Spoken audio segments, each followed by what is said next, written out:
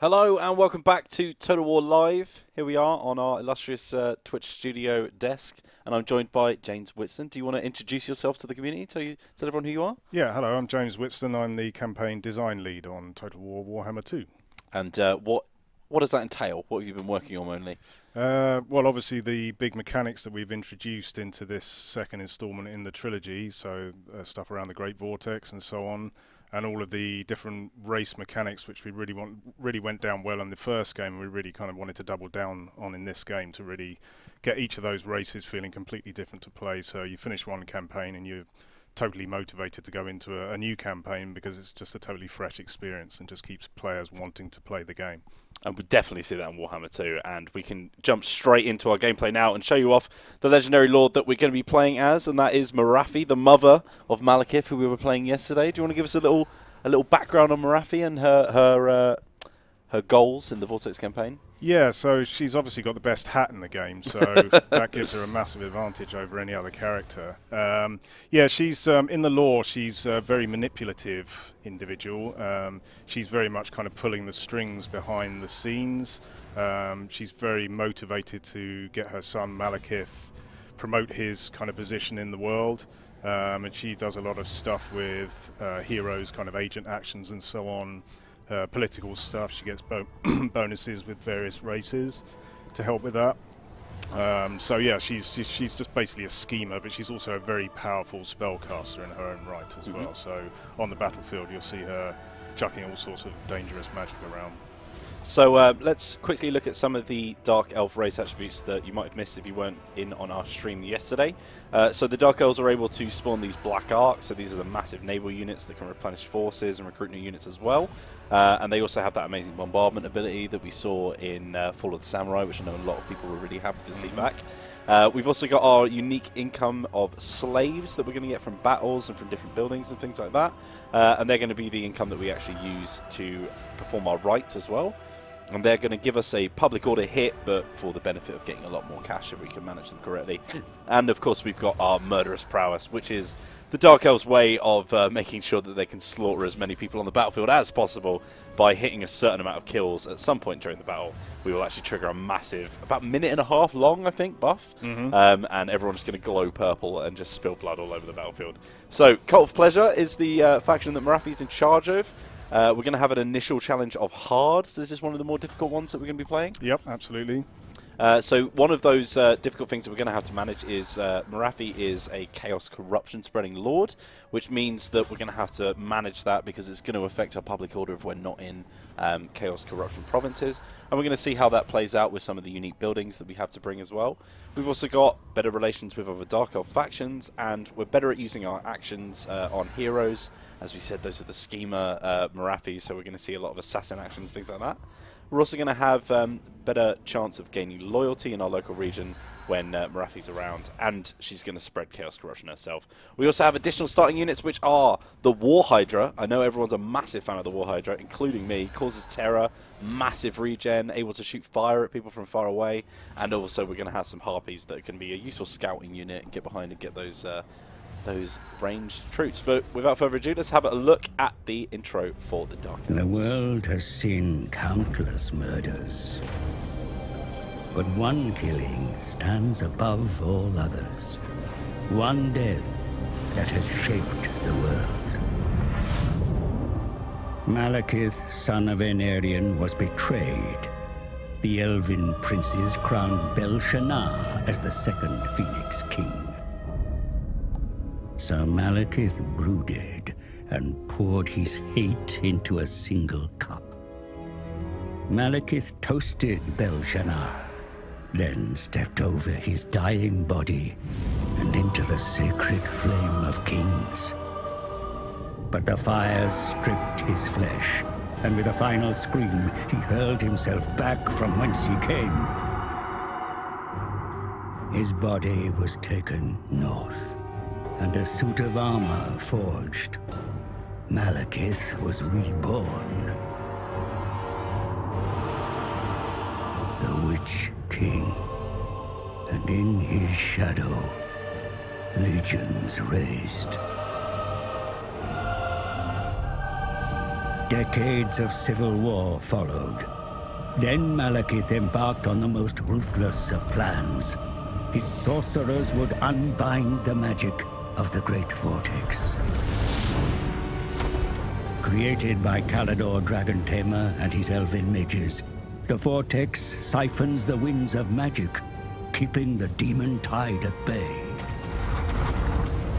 Malekith's spell was flung at the Vortex, but Kalidor himself broke through the mists of time to deflect the titanic force back at its casters. The Shadowlands were ravaged, sundered.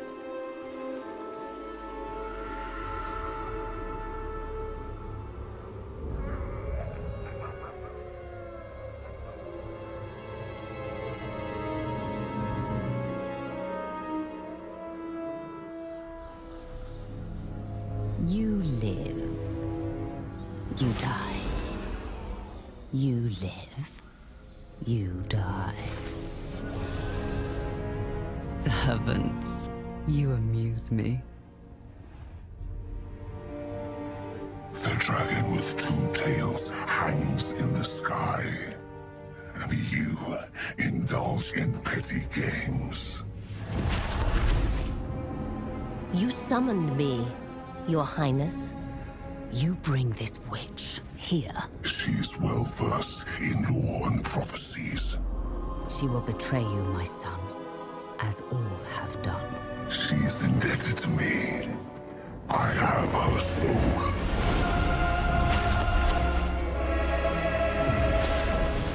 Step forward, Felicion the Heartkeeper. The comet disrupts the vortex. Whilst it is weak, a prophecy can be fulfilled. Of a king who consumes the heart of Ulthuan. My son will take its power and our vengeance. Find the Oracle. She knows what to do. I am willing to serve, to earn my soul's release. All right, so there is the initial setup. You might have caught that on the initial stream that we did yesterday for Malekith. But of course, we are playing as Morathi here, and we actually see kind of another side to Felicion when playing as Morathi. Felicion treats you a bit of disrespect at the start. Yeah. And is that intentional to try to sort of divide the two factions apart from each other? Yeah, very much so. I mean, it's in the nature of Dark Elves. They're constantly kind of backbiting each other, backstabbing each other. So nothing's relying on friendship or companionship or love, and that's exactly what's going on in that film there. So you can kind of see that although she seems to be Felicion seems to be working to help Malekith, and that would seem to support Morathi's aims. Actually, Morathi's constantly keeping her eye on her, and you can see another side to her. And you can see in every mission you're issued, I noticed you let traitors steal what we need. I wonder, does your son know how you reign over such incompetence? Very, very catty, I would say. Very much so. Definitely trying to divide the two, and obviously with the sandbox element of Total War, you can play on that, make Morathi take over Malekith's plans instead, and get him into your faction instead. So this is the initial starting position that we have for the Dark Elves. Here we are in the ancient city of Quintics. I'm going to assume that's pronounced as. So we're producing just one of our scrolls of Hagati, which we need for our ritual. And as you can see, we have our chaos corruption spreading around, and you can see the filthy lava and pestilence and all moving across the landscapes. We've got a special building that we can also build for ourselves here as a landmark building. We've got the Catacombs of Quintics. This is going to give us some growth, public order penalties reduced for all of anyone who doesn't have Chaos Corruption, and that's faction-wide as well. So if we manage to get ourselves all the way up to level 5, we can actually get pretty much all of that public order penalty gone after building that sanctum. So that's pretty handy as well. We've also got some resource buildings here where we can build some obsidian mines, and you can see some of the more advanced buildings available to us as well that we touched on briefly in the previous stream. So from the start, we've got some Dark Elves who are coming up against us. They're here in Iron Spike, and they've also taken over the Moonshard as well. But as we said, this is going to be a slightly later game that we're playing as. So what I'm going to do is I'm going to load into a save that I've been working on this morning, which is 38 turns in. And we're going to be seeing just coming up to the first ritual, so we've got about 50 or so Hecate scrolls that we need to get to. We've just managed to get one of the ritual resource sites, and we'll see that just now. So when we're designing these legendary lords and making sure that the lore and the gameplay sort of coincide, what are some of the steps that the dev team work on? Well, the first stage, of course, is to get our head into the books, and there's just a massive, rich lore that Games Workshop have created. So it's in many ways very similar to working on a historical game. So that first phase, you do a lot of research, and immediately ideas start coming out at you from those books. We have ideas of our own that we'd like to do, and it's kind of the symbiosis of those two that results in the characters as you see them in the game. There's some really rich archetypes in that Warhammer lore, and it's just great to be able to kind of bring those out because we've got such a wealth of mechanics historically from our games, and then to have the capacity to also add new stuff, you know, just to really bring those archetypes out. So we can see that the 3 other races have begun their initial ritual. So they kick off quite early. Is that intentional to make you sort of rush out the gates and get started? Yeah, I mean the pressure's on right from the start of the game to, you know, really take that mechanic seriously, because that is the engine of the campaign. So you've really got to get on the front foot and take that seriously, take those ritual cities and move towards casting your own rituals, because the AI won't hang about, and as everybody knows, you can actually lose the game to the AI by them beating you to the punch with the final ritual. And you do have a chance right at the end to try and scrape back a campaign. That's and right. Try and defeat them in the final battle if you can. But if you lose that battle, that's it. Yeah, it's all about building the game towards a proper climax, whether that's you triumphing in your final battle or trying to prevent the AI from winning the campaign in theirs. Yeah. It's about having that proper crescendo and, you know, really having that kind of pulse all the way through the game.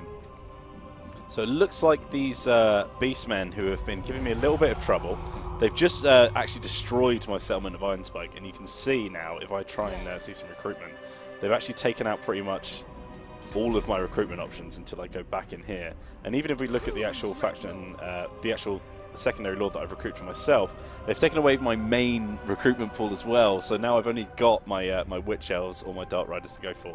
So it's been a tough start. As we said, this is one of the harder starts that you can set yourselves up for, and we've actually managed to intercept these guys. So I'm going to wipe them out pretty easily. Got ourselves another banner here that we can pop down. I'm going to put that on one of my Bleak Sword units, put them right in the center of the line. We're going to get quite a few slaves for our pool, 718. So I'm looking forward to that going up on the currency as well. So that's going to get us over 1,000 slaves actually available for us. Yeah, I see there's a question about whether you get a permanent bonus for completing the rituals. You get a bonus that is in place when the ritual itself is underway, which you know kind of helps you to move forward with that. Also, once you've completed a ritual, there's a kind of escalating series of diplomatic bonuses and penalties with opposing races as well. So again, it's well worth engaging with those rituals because they can kind of help or hinder in many different ways, which, you know, really mixes up the gameplay of a campaign. And you can see Morathi's skill tree here that we have available as well. So she's going down the lore of dark magic, obviously, as the creator, I think, in the lore of dark magic itself. Yep. And we're just on our way to unlocking evasion and getting into that second tier of spells where we've got Pit of Shade to the Vortex, Soul Stealer, massive direct damage of area of effect, Spiteful Conjuration, which is going to give us a minus 15 armor map wide whenever she's casting, and we've also got Smoke and Mirrors, which is going to let us speed up a little bit as well, which is going to be very handy. We've also unlocked the first quest battle, which is going to give us our unique items, Heartrender and the Dark Sword. We've unlocked Sulafet, the Dark Pegasus, which is her legendary mount, and we've got these this little chain of spells here, which is very useful because it's actually unlocked us Blessed by Evil, which is going to have a massive amount of cost reduction on those spells, which means she actually has quite a few spells she can bring through to the battle. And I'm just going to grab Ward of Cain, which is going to give her a little bit of missile resistance as well, now that she's going up into the air. Just double tap these beastmen down here, just to make sure they don't come back. And as a Horde faction, that should be the last of them. So over here in Quintics, we have a few buildings that we can build for ourselves. We can actually upgrade all the way to a Dark Citadel now, which is going to give us some more building options. And we can see that I've actually unlocked the second tier of the Vaults of Quintics, which is going to give us a 60% penalty reduction on the amount of public order hit that we take from our lack of corruption. And that bonus to the research rate is also very helpful. Very, very handy. And we can see that tech now as I've got another one that I can unlock. So with each tier of the techs of the Dark Elves, you're going to have to spend that initial cost to get them. But I'm going to be going over to Battle as Business as my next one to go. Although we do have a bit of casualty replenishment. That might be a bit more handy instead, actually. Although we don't have a port yet. So I'm going to go for the Battle as Business. It's going to give us a bit more post-battle loot, which is handy. Very Dark Elf flavour. Exactly, exactly. We do need that cash. And we can also see that I'm currently at 294 out of the 350 that we need for our first ritual. The Ritual of the Tortured Oracle. We have a few quests that we have for us as well. We're going to need to get about 500 gold from raiding to complete this quest battle as well. So let's keep this moving. Got another skill that we can upgrade on Morathi. I'm going to actually have an option here to pick between Insidious, which is going to make us better on the campaign map at defending local provinces, as well as getting some more success chance on our heroes. But we've also got Tenacious, which is going to give us that cash and also give us some pretty good experience bonus as well. So I'm going to go for that for myself. Get some more post-battle loot. Almost going for a Norska build here, just getting as much cash from battles as well. Yeah, on the harder difficulty levels, cash is always handy. So these guys are going to need some more reinforcements as well. So we're going to get some of the faction Dark Riders, sorry, and then we'll be moving on to the next turn. Chat, if there's anything specific that you want to see. I know that you probably want to see some Hydra action. We do have a Hydra in our main stack. What's your favourite unit in the game? Well, the Hydra's up there, definitely. I'm very partial to the rat ogres just because of the way they look on the battlefield. They're pretty fast-moving unit for the Skaven. They're just loads of fun to just zoom down and watch them beating 7 shades out of people. So we've had a little Chaos Insurgent come up against us. So just for a little background on this, at the start of my campaign, I moved east to try and go after that ritual resource site. And although I took it for myself, it's actually done some pretty harsh public order hits on me, and now we're seeing the effects of that as these Chaos try to come in and take us down. So this is a Chokepoint Battle, one of the Chokepoint maps we have over here in the Dark Forces of Naggarond. Big fan of Chokepoint Battles? Yeah, they really mix things up, I find, in the campaign. You can get some really interesting kind of situations that you've never really seen before in a Total War battle. So, yeah, a brilliant addition to the game. And it's interesting because once we see those chokepoint battles, those bridge battles as they were in the historical games, obviously it sort of locks you into position, but with all the flying units and special abilities, it suddenly just opens that up a bit and makes those even more useful. Yeah, and dropping a vortex spell into the middle of that once things have really kicked off absolute carnage. Never gets old. So you can see we've got our army set up here. 2 units of Dread Spears at the front, just going to hold that bridge for me. Behind them, the Bleak Swords, our standard melee infantry. And, of course, the most useful unit that we're going to have is our Dark Shards with shields. Armor-piercing missiles as well, which is going to be very handy against Chaos. So let's move these spears forward a bit. And we'll move those Bleak Swords just up behind them as well. And we'll speed it up a little bit just to get those guys coming at us as soon as possible. Because I know that we've got a lot of campaigns to get through. And in they come. So there's the first unit come at us, the Marauder Horsemen and Thrown Axes. Not a lot of health. We have already done this battle in this campaign because they've come at us for a second time. I'm actually going to have 1 firing on each. I'm waiting for those dogs to come in now against my army. And those Chaos Warhounds are going to be a little bit difficult for my spears to deal with. But with such a low amount of health, we should be okay. We've also got a special ability that we've unlocked from one of our rights, which is the Dark Conduit. So army abilities are a new thing in Warhammer 2 as well. Do you want to touch briefly on those, James? Yeah, there's various kind of methods that you can use to unlock these. So some of them are tied to buildings, some of them are tied to rights. They're just a way of kind of influencing the battle in new and interesting ways again. So. And you touched on the Black Arcs as well, so that's the method which we deliver the off-map bombardment from the Black Arcs as well. So as well as all your spells and your unit abilities and so on, you've got these to throw into the mix as well. So instantly, quite a lot of damage coming up against us. We've just managed to balance out the the balance of power over here. So it's looking like we might actually be able to take this home for us. Obviously, this choke point has been very useful. I feel like if we'd done this battle in a slightly different map, it would have definitely gone against us. But we've had some really favourable terrain for this one. Dark Shards just dropping some damage on those Chaos Warriors with great weapons. Now, this ability is actually quite interesting. You have to target an ally to do it. It's an explosion. It's got a large explosive area. It's going to be strong versus a single unit. So one thing that we're definitely going to be good is to drop it on these guys. I'm going to drop it on my spears because they're probably the least useful in this occasion. Hopefully, we can actually take quite a bit of damage on that Chaos Lord. Not a lot of armor-piercing damage, it seems, though, which is going to be difficult to deal with. Let's move these guys forward a bit. There's Chaos Trolls just trying to come back in. I just need to make sure that I manage these routing troops at the back. Would you say you're a bit of a tactician on the battlefield, James? Yeah. It's always been a great love of mine to, the way that the units slot together so well. The paper, scissors, stone stuff, and obviously we've added dimensions to that with the Warhammer games with flying units and spells and so on. So, and I've always. So I think that the new meta is rock, paper, scissors, dinosaur, laser beam, harpy, right? That's the new game. That sounds about right.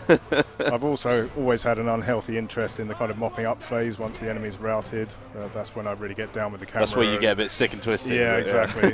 Maximise those. It's alright, we do a lot of that on these streams. Don't worry about it.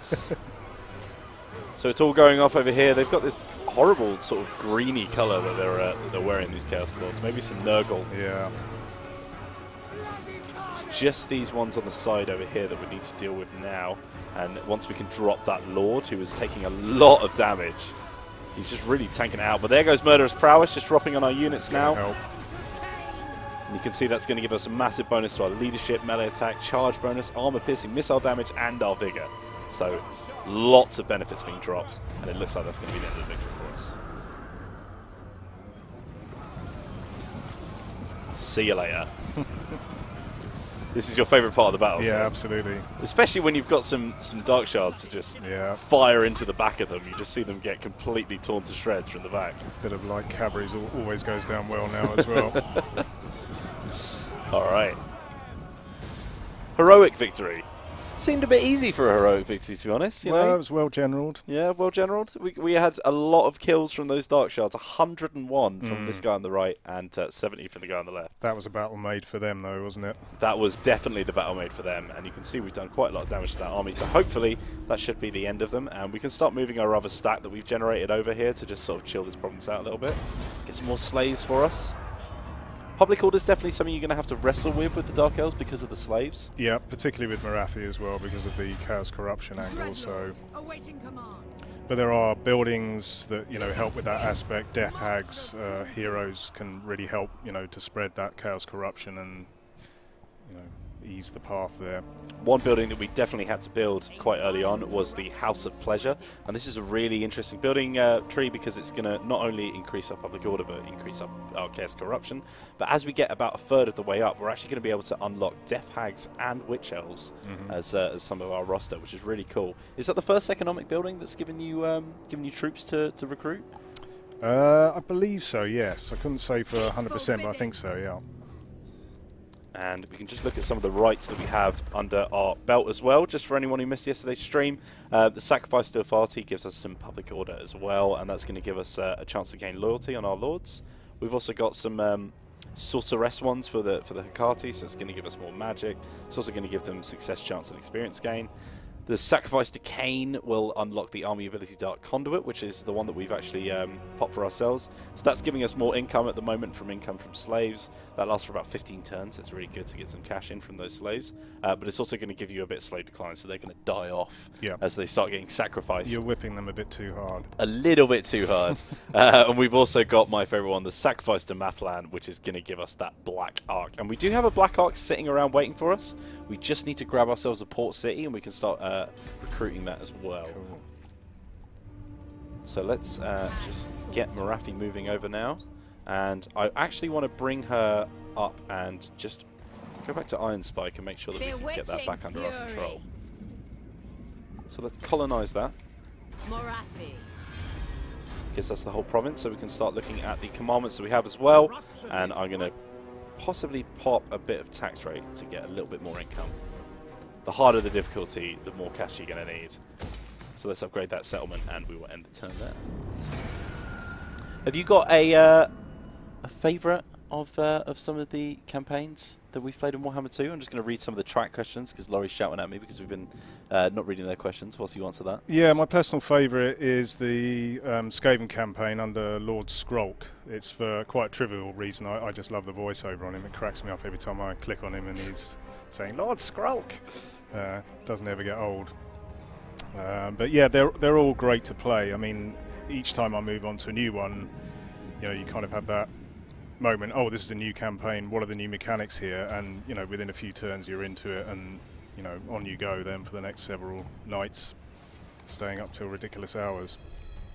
Is there any drawback to stockpiling ritual resources to do several in a row? It's definitely a tactic you can go for. Yeah, no, we deliberately decided to make that a possibility. Again, it's a sandbox game, although we've added this mechanic to, you know, give some structure to the narrative and the gameplay within it. We didn't want to force players into an on-rails situation. We still wanted to allow them, you know, as much leeway to play it in the way they want to play it. So you can do them steadily as they become available, or you can save up and do them in a rush at the end. And of course, if you do them all in a row, then you're going to get a little bit tattered from all the armies that are coming against you. Yeah, also I kind of slightly overcooked it in my tech list campaign at the moment, where I've saved them all to the end and I've mistimed it, so I'm coming towards a point where Malekith under the AI is on the verge of actually beating me to that final final ritual. So yeah, there's a lot of judgment in there about, you know, how you go about that. There aren't any naval battles as far as in combat goes, Margin Boo, but you can also auto-resolve, and the best auto-resolve for that is probably going to be those Black Ark, because they are going to have like a dedicated army for those. Yeah, they get a hefty bonus in the auto-resolve to, you know, to reflect the kind of might, the fact that they're a castle that's been ripped up from the ground and chucked on the sea under magical power. So yeah, but there's, you know, there's a lot of sea hexes within the game. We've added various mechanics to, you know, increase the amount of interest so that they're not just a watery wilderness. You know, you've got storms rolling around there, there's giant whirlpools, there's treasure hunts that you can go on, sunken vessels, and, you know, mystery islands that turn up. So there's a lot of interest. It's well worth getting out there and exploring the oceans, as well as, you know, the vast amount of land there is there. Yeah, I mean, you can see straight away, if we just go to the south, we've got fell cargo over here and a shipwreck over here. We've got storms going on, which will give you attrition. And we've got a skull reef. There's loads of stuff that you can interact with. And of course, at some point, you are going to have to traverse those seas and start moving into other continents if you want to take out these other ritual sites. And you can see here, as we pull out into the tactical map, 2 of those factions are currently performing those rituals at the moment. Mazdamundi, we are currently at war with, right to the south of us. Our allies started that war. Thanks for that one, mate. But we are trusted friends of them, so hopefully they can help us out when taking them down. And we are actually going to be moving down here to the Mirror Pool of Tepok, because as you can see, it is another ritual resource site, so that's going to be really handy for us. And it means we can take it off one of our rivals as well. How viable is it to bum rush the AI and go after those ritual resource sites and take them away from them to make sure? Yeah, absolutely, it's viable. You know, it's just another one of the tactical, or the strategic options available to you, really. So again, it was a deliberate decision that, you know, we wanted players to have many different layers of possibilities available to them. So, you know, again, it keeps that campaign fresh, and you could play Morathi twice and the game would play out entirely differently each time. So yeah.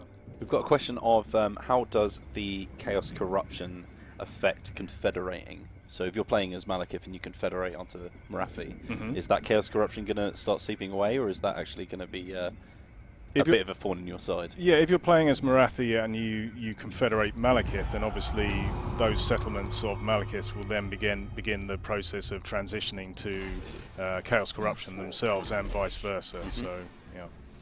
So lots to think about with the Dark Elves. It's definitely, see, we've had a sort of like a little nudge at people to go for the harder campaign here, because these two are the sort of closest place together, I'd say, for the co-op campaign. But of course, you have to be careful about working with each other, because you're going to take attrition with that Malekith army if you're going into Morathi's lands too far. I mean, the advantage of the kind of structure of the geography of this map is there are different continents, so it's entirely viable for one to, you know, take out one continent and another one to thrive on another one. So that's a, you know, great tactic under those circumstances. Have you done much co-op campaign yet? I haven't had a chance to, you know, really dip into it. That's something that I'm going to really have a go on after launch. That's one of my favourite pop-ups of here. I don't think I ever saw this in Warhammer. It actually tells you when your ally is mobilising towards something. I don't know if that's just because my allies were not performing in the first game, or if that is a new feature. But that has always been handy in these playthroughs I've been doing. Yeah, we've done a lot of work to, you know, really try and keep players informed of what's going on in the game. There's a lot of kind of minutiae that often in the past would have gone over people's heads, and you know, it's just part of the ongoing task of, you know, really bringing that out so players can really get a feel for actually the scale of what's going on there. Yeah, and there is a sheer sense of scale. I love the fact that we can just zoom out now straight into that tactical map and see all of the territory before us. Yeah. That's going to be even more so once we get into that Mortal Empires map and you've got all of the Warhammer 1 territory to conquer as well. So you've been working on that at the moment, I think? You've just been, obviously we can't talk about it too much, but you've been dipping your toes into Mortal Empires at the moment? Yeah, we're definitely working away on that one in the background. So, you know, obviously the focus up until this point has been, you know, the Warhammer 2 game, but, you know, we've laid our plans in the background. You know, we've got a game laid down which we're actually playing at the moment, and it's about balancing and polishing, you know, the last few little details in that before we can let it out there into the wild. Are you looking forward to it? Yeah, definitely. I think everybody is. It's definitely going to be interesting. I'm going to grab an artisan's house over here just to give myself some more income and in this turn.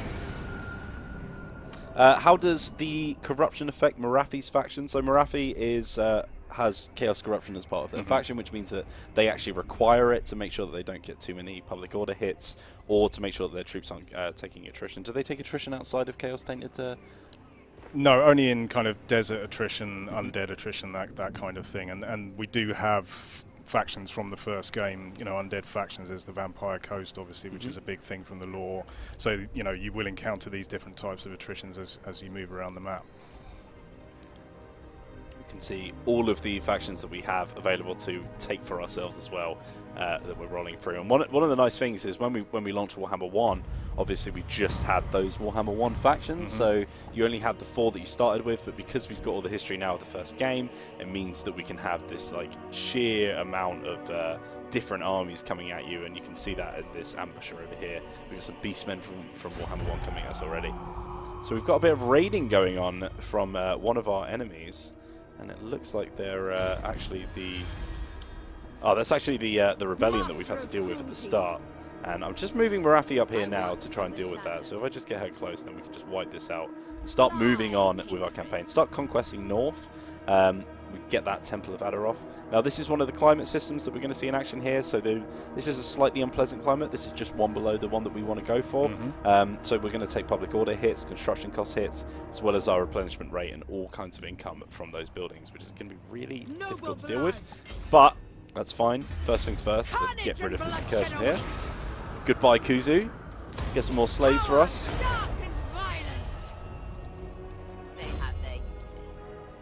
Any quests to complete? We've got some quests to complete. We've got a quest to do some raiding. So once we start moving Morathi down into these Lizardmen territory, I think we're going to actually start raiding and get that quest battle going as well.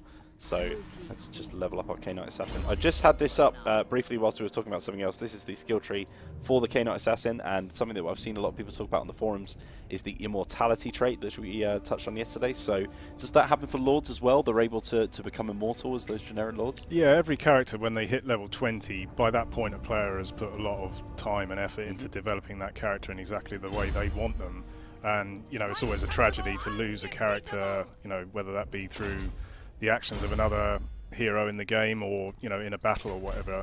So, you know, we decided to, you know, make a skill available that would allow you to avoid that. So, you know, if they do get taken down in a battle or, you know, by other means, they'll be wounded for several turns, but you'll get them back in the same kind of level of development that they were, you know, when that befell them. So we can see actually here that this is one of the resource buildings that we've built, which is going to give us 10 scrolls per turn. We're also able to upgrade that as well. And that's going to give us some Winds of Power reserve for our local armies as well as melee defense. It's also going to upgrade our garrison as well. which is quite handy. It's not what we're after right now, so I'm just going to upgrade Volzanvil. There are more than one Volzanvil on the campaign map, I think. Yep. We touched on that yesterday. It's very confusing because sometimes I get a quest to like, oh, take Volzanvil, and I'm like, that's a bit of a trek, guys. I don't know if I can go for that one straight away. So let's look at some of the skills we have. We can actually get some unit experience for some of our more advanced melee infantry, including the Black Ark Corsairs. But I'm actually going to go for a bit of continuous slave supply.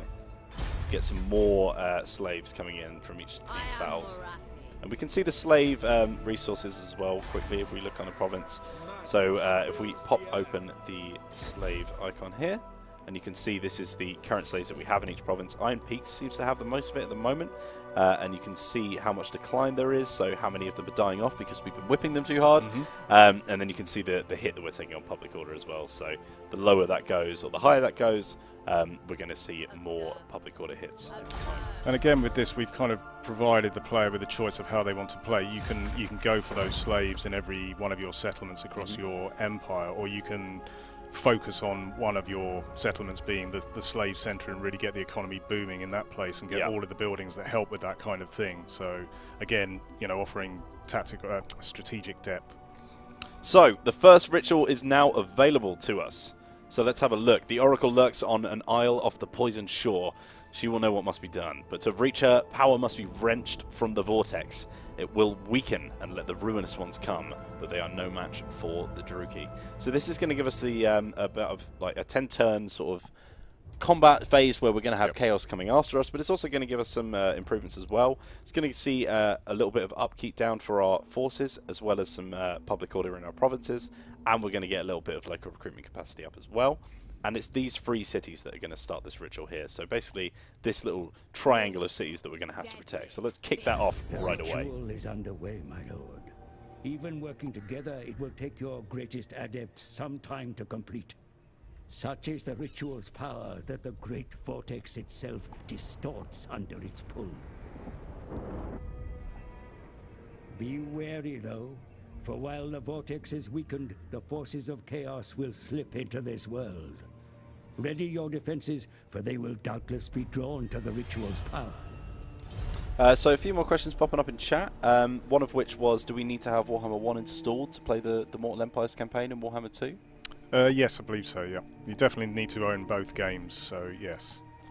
We've also got a ritual starting here, Ritual of the Tortured Oracle, and the preparations are complete. So you can see our power of influence moving into the vortex here, trying to weaken it, and we've got all of the factions doing it as well. And I didn't actually see Tyrion is sneakily doing it right here in Elf 1 as well. So everyone trying to get their fill of it at the moment. And we should soon see some chaos stacks start spawning close to us, so we need to be careful. Make sure that our armies are in the best place possible. Got a few more buildings that we can upgrade here. Put that there. And then let's end the turn and see the destruction that we've got for us.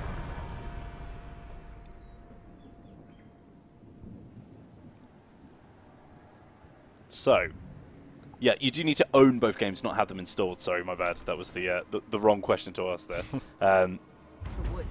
But we also have a few more questions that I just missed, I think. One of which was, are we able to get both of the Legendary Lords in one faction? I think if you confederate the other faction which has the Legendary Lord, we should be able to do that as well. Yeah, definitely, that's a way to do it. So we can see that squad goals of Tyrion and Teclis coming together, yeah, or Skrulk and Queek if you manage to confederate together. And we've got ourselves a little trait, and Clan Moors have completed their ritual, which means that they're going to be pushing forward. And you do see a little bit of difference between each campaign on which person is getting ahead of the others. So I think in the previous one it was the High Elves who were rushing at the forward at the moment, but it looks like the Skaven are taking this one for themselves. Again, that was something we wanted to see, you know, a lot of variety in who your opponent's going to be, as dictated by their kind of ritual progress, and sometimes it stays very close between all 4 until a very late stage, so it keeps things really interesting. So we've also got a few more advanced military buildings available to us now at level 4. So we've got the Harpy Roost, which can upgrade into a Beastmaster Stables, which is going to give us that War Hydra. We've also got the Dread Manse, which is going to give us Cold One Knights, Cold One Chariots, and Blackguard and Agaron, so I'm definitely looking to buy that for myself. We've got the Sorceress's Abode, which is obviously going to give us the Sorceresses, and the K-Knight Assassin in the House of Assassins. And you can see as we go up to the top, those Hagenef Executioners Cold One Dread Knights and Black Dragon are also very, very tempting to go for as well. But I'm actually going to save up some money and go for those Blackguard and Nagarond, who are a very, very powerful unit. Also unlock the Sacrifice to Authority here, which is going to give us some public order. I don't need that right now because we're going to get a little bit of that from the ritual. So I think what we're going to do is just move Morathi into a slightly more central position here, just to make sure that she can reach any army that she needs to. Then we should be able to soon. Just waiting for that to upgrade, then I can get some more military recruitment buildings over here in Hag Hall. Turn that. So yeah, you can stop your enemies from winning the race to the Vortex by defeating them, as Laurie's pointed out. So basically, once your AI opponents are going to get to that final battle, you have a chance to step in and to interrupt it. So you're going to see the other side of that final battle, which is quite cool. That's right. So we didn't want to totally lock players out from having any chance to intervene. If their intervention armies haven't worked out for them or whatever. So you do have a chance to get involved in the AI's attempt to win the final battle and try and thwart them that way.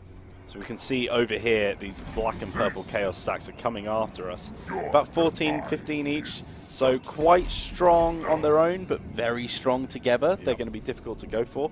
So what I'm going to do is move Morathi all the way to the ancient city of Quintics and make sure that she's holding that up.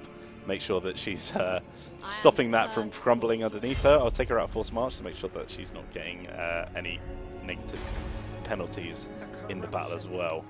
We've also got the Black Road here, which is this something that we've seen before? These campaign movement buildings, because they've been very helpful for me as well. I'm trying to remember which bits of Warhammer, because it's always the case of you go back to the original game and you think, oh, where's this? Where's this? Where's this? Yeah. There's so many quality of life improvements. Yeah, it's like what I was saying earlier, because the series has been going for so long now, and we've experimented with so many different mechanics. It's great to have that kind of backlog of stuff to call on as is suitable for a given race, and then to add whole new stuff as well. So. Do Chaos Intervention armies get stronger when you continue doing rituals? Yes, definitely. Absolutely. Yeah. The challenge is always ratcheting up as you reach that kind of crescendo towards the end of the game.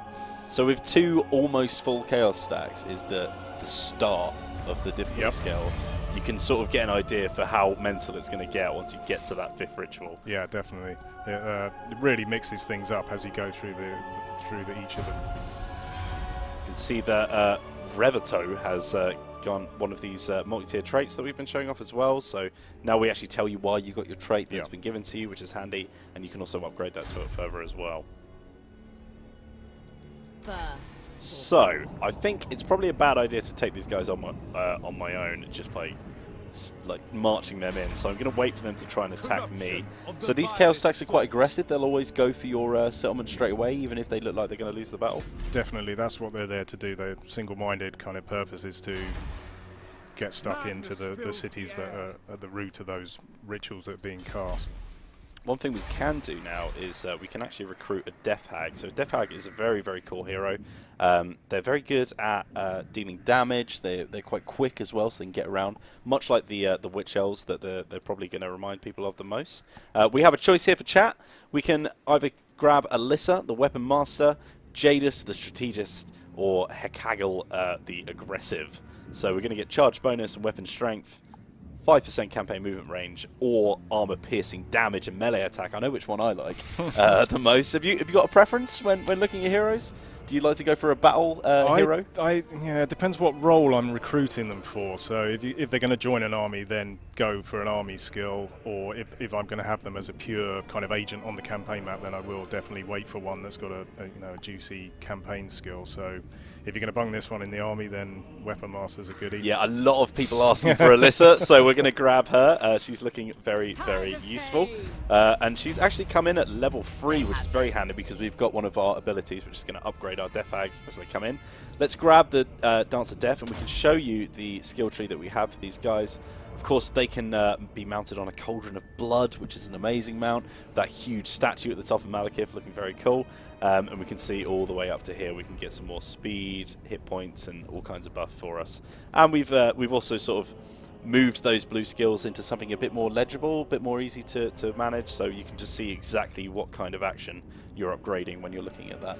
Yeah, it's all about kind of, as I say, increasing the kind of visibility on what your options are across the board in the game. So, I'm actually going to shove her in my army, which means I'm going to have to get rid of one of my current ones. I've already got one hero in here. I've gone for Sabioth the K-Knight Assassin, which is, you actually spawn with this at the start of the campaign, which is very cool. So what I'm going to do is probably take out one of my spear units here. They're going to get shafted, and then we're going to shove this Death Hag right in there. But unfortunately we are going to have to wait till next turn because she spawns in with no movement range, which is a bit annoying. But let's end the turn, wait for this inevitable battle to come. Why do we not have Total War emojis? That would be cool. That would be cool. We do need to get on that. That would be great. I'm waiting for this Chaos stack to start moving on me now. This is definitely going to be a difficult battle. It looks like they might have gone into raiding stance there. Yeah, so they don't want to go straight into battle. They're just going to start sieging us, probably build some siege equipment. So let's now move that Death Hag into the army. Ah, but of course she started the siege, which makes it even more difficult to get her in there because you cannot reinforce an army which already has in there. Let's look at some more chat. Rename Alyssa to Laurie. I don't know about that. I don't need 2 Lauries. 1 Laurie is enough. She also replenishes troops, which is very, very handy. So they also have their own little embed hero traits that she's going to do, and then you can see the constant local effect. And that still happens when they're in the army, right? That's right, yeah. So this guy, this hero actually spreads corruption, which when you're playing the Dark Elves with Morathi is very, very useful. Laurie saying oi in the chat there, not enjoying that comment. And let's get some more buildings going over here. So I'm going to grab our basic inscription halls so that I can start building this army up over here. We've got a bit of income coming in now, and you can see how much we're spending on armies already. But hopefully that's going to be enough, and I can wait for that. Let's look at the garrison that we have. So we have another Death Hag, so we don't have to worry about getting ours in there straight away. A Blackguard and Nagaron, probably one of the most powerful units in the game. Yep. Very good.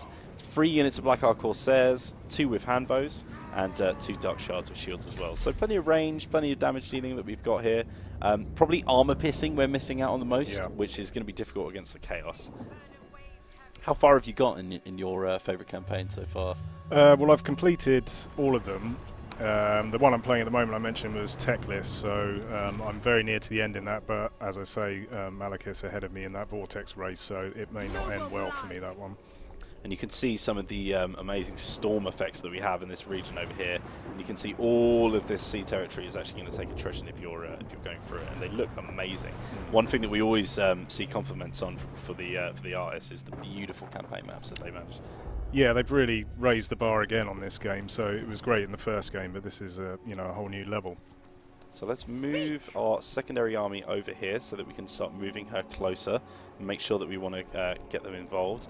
I'm seeing a lot of chat saying that they want me to sally out, though. We're not taking attrition right away, so I'm just going to grab my secondary army, just move her over, just to make sure that we've got a little bit more backup. And let's make sure that we are ready to take this fight on. Because if we do lose this, that's bad news. Yeah. It's very bad news. We're already behind. We don't need to lose this battle. Lots going on at the moment. A lot of people saying their army isn't in reinforcement range at the moment. But that wouldn't be a fair fight, would it? Although now they're completely out, so I mean they're just asking for this one, really. Revenge awaits. Do we want to fight this battle, chat? Do we want to watch this go on? Let's see what we got. This one's a little bit too much in our favour for me to normally go for it. Fight it?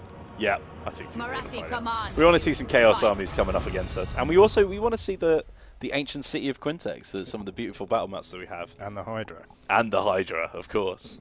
You can see that we've got our K-Knight Assassin with us there as well, and he has a very cool model. He reminds me of like some kind of like techno goth at a rave or something. All right. So here we are. Now obviously this is a minor settlement that we've started off in. Not a minor settlement, sorry, a major settlement. But we've sallied out, come up to this massive sort of like lava gorge over here that they're coming from, which looks very cool. Now, do we want to gamble to get a bit more magic, Jim? I always think 19's all right to start off with. You can get a couple of spells off once the cooldowns are done, and you can be saving up, you know, for the full pool. So I would stick with that personally, but I'll leave it up to you. Let's start deployment then. So our Bleak Swords at the front, as we said, they're not armor piercing, so then they're going to struggle with these Chaos Warriors over here. We can see they've got quite a few of them to pick from. Chaos Marauders there as well, who are going to be a little bit more easy to do. But let's grab some spears on each side as well, just to make sure we're not getting flanked. I'm going to leave one in reserve here, just to sit at the back and look after our Dark Shards, who are going to be the most important unit for us here. Massive amounts of armor-piercing damage and ranged, and then of course our Hydra, probably the most armor-piercing damage out of all of them. I mean, 440 weapon strength, and quite a lot of that is armor-piercing, 300 of it in fact. Let's get Morathi right in the center, and we'll get our K-Knight Assassin. I'm gonna keep him just sort of towards the flanks to make sure that he can pick his targets, because he's very good at taking down other characters, of course. That's right, yeah. And we can look at some of the stats on him as well. He's actually doing poison damage at the moment, and I think that was one of the skills that I picked for him. Let's leave that Hydra on the flank so he can just trounce through the entire line. And that breath weapon in from the flank, always smart. I'll leave my Hydras in another group, just so I can scout out with them. Just leave them on the sides, see what's going on. And then I think we're ready to roll. So they're sitting behind that rock there. I imagine that they're probably going to try and get quite a few shots on us with that Hell Cannon. So one thing that we can do is move our Harpies over here into position. We've got our reinforcements turning up on the side here as well. And we've got a little bit more armor piercing there with the Blackguard of Nagaran. So let's move these guys forward. So these guys are actually being led by a hero. This is a new thing that we have in Warhammer 2. Our garrisons can actually have your hero units in there. And Death Hag looking very cool, leading the charge. Can't wait to get in there. Really good hat. Love the hat. There's some great hats in the Dark Elves. I'm going to shove these guys in a separate group of their own. Let's move them forward. So those Harpies already getting involved with some of the other units over here. Those Marauder Horsemen are actually probably going to be an easy target for us. And they're also a very annoying unit, so I want to make sure that I can get rid of them as quick as possible. And then we're going to move slightly more forward just so that I can get some of these armor-piercing rounds off. And that Hydra is going to go straight for those Chaos Marauders, because that is going to be easy to take on. Let's bring out our Harpies here, because they've actually got some more Horsemen, some more Chaos Marauders, sorry, coming up to back them up. You see the Hydra in there doing a lot of destruction. Probably one of my favorite models of Warhammer 2. The animations are amazing, the way that they just weave around. So Morathi over here on her Pegasus. We can start dropping some spells, and one thing that I'm definitely going to do once we get more into combat, actually we're pretty high in there, I'm going to drop Soul Blight, which is going to drop the armor and weapon damage of all of the people in this massive area of effect, which is going to be very, very useful. We've also got our little army ability there that we can still use, and we've got a hero here, so I've saved my assassin over here to start coming over and targeting that Chaos Lord. The assassin does have quite a lot of missile damage that he can spread up though. Not sure if that's a little bit OP maybe, we'll see. Obviously he's only shooting one projectile just every now and again, so he's not crazy. I'm actually going to send Morathi off to that Hell Cannon, because they've left it completely undefended over here. And we can see that these guys now can move in and start helping out. So let's move them up. And pretty much we've only got the Marauder Horsemen to deal with, so let's just jump in those Harpies and they can have some fun. I'm going to move in my spears over here to help out the Hydra now. He's taking a little bit of damage, and we can move one of our ranged units over there to help fire as well. And let's start flanking with these guys over here as well. And we see the balance power pretty high in our favour, so we don't need to worry too much. We'll just have a nice chill battle in the land of chill. Quite a lot of death and destruction going on. So you've actually injured yourself, by the way, James.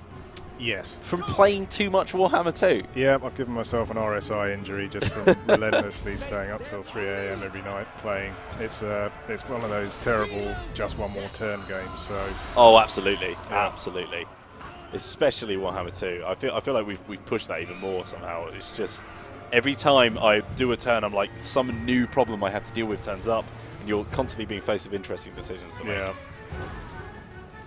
That's definitely one thing that we've seen from the developers on Warhammer 2 as well, and I think the campaign really shows that off, and you're probably a good person to talk about that, is definitely shown that we want people to be constantly engaged and constantly have some kind of goal to stretch for.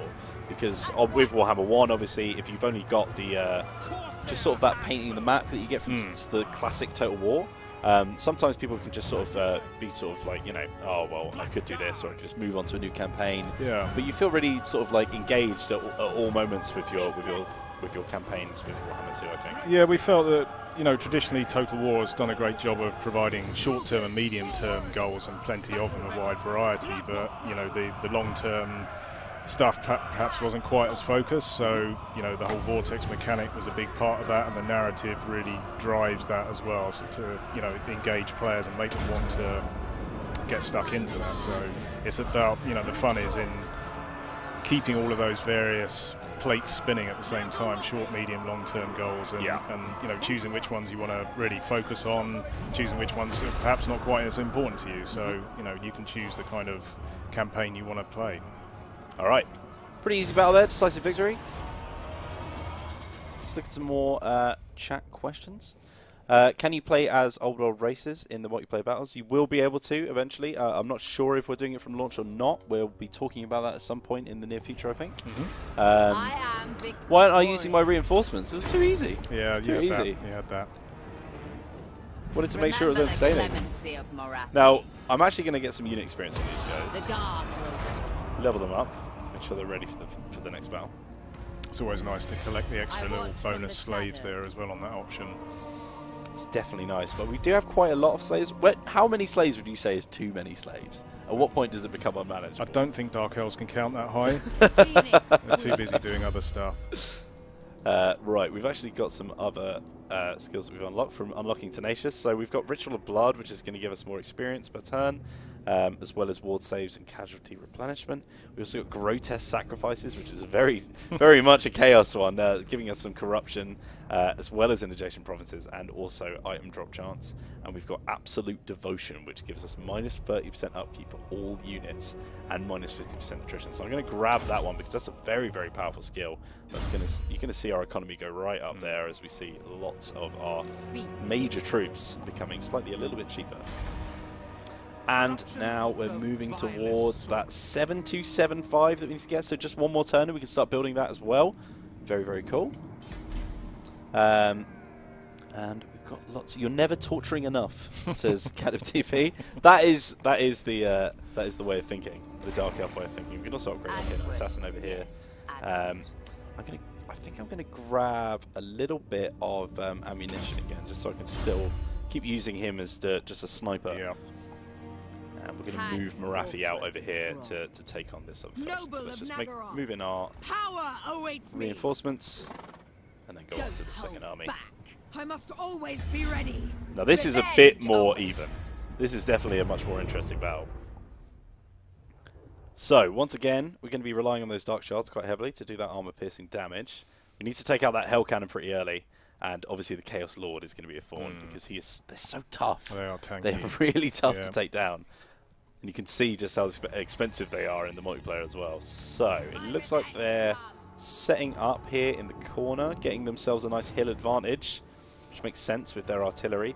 We're going to have some cav coming right behind them, which is going to be really handy. So we're definitely going to want to move through that forest. So let's set up our formation here. What time are we on, actually? Just want to make sure that we know how much we've got. So probably about an hour left at the moment. So plenty to do. Hopefully we can complete that ritual. Let's move our dread spears on each side here. Shove these guys in group one. And I think we're going for a pretty similar setup that we had for the last one, because we want to keep that standard line. Obviously these are still the sort of like kind of your basic troops here. Yep.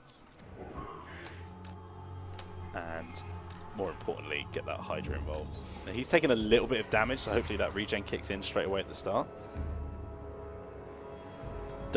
Don't target the Hell Cannon. Who would destroy such a lovely contraption? I wouldn't call it lovely. That's definitely not the word I would use. Let's shut the Harpies out.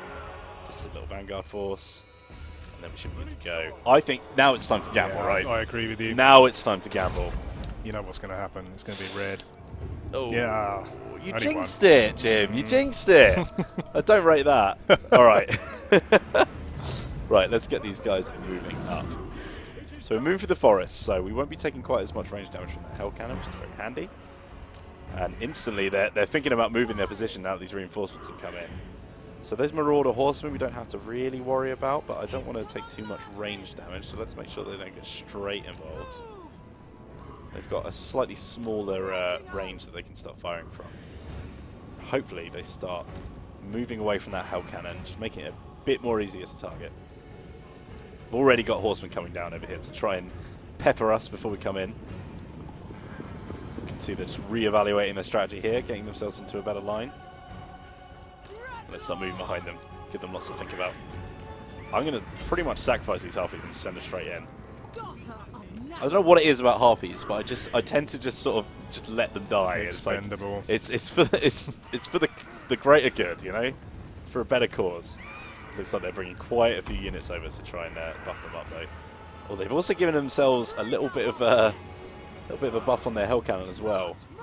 So those Chaos Warriors are definitely going to be an issue for my horses here. So I don't want to move straight in on them. Just going to keep microing them, making sure that they're getting into those engagements, give us plenty of time to get our forces out of the forest and start getting them involved. Just want to make sure the AI's got plenty to think about.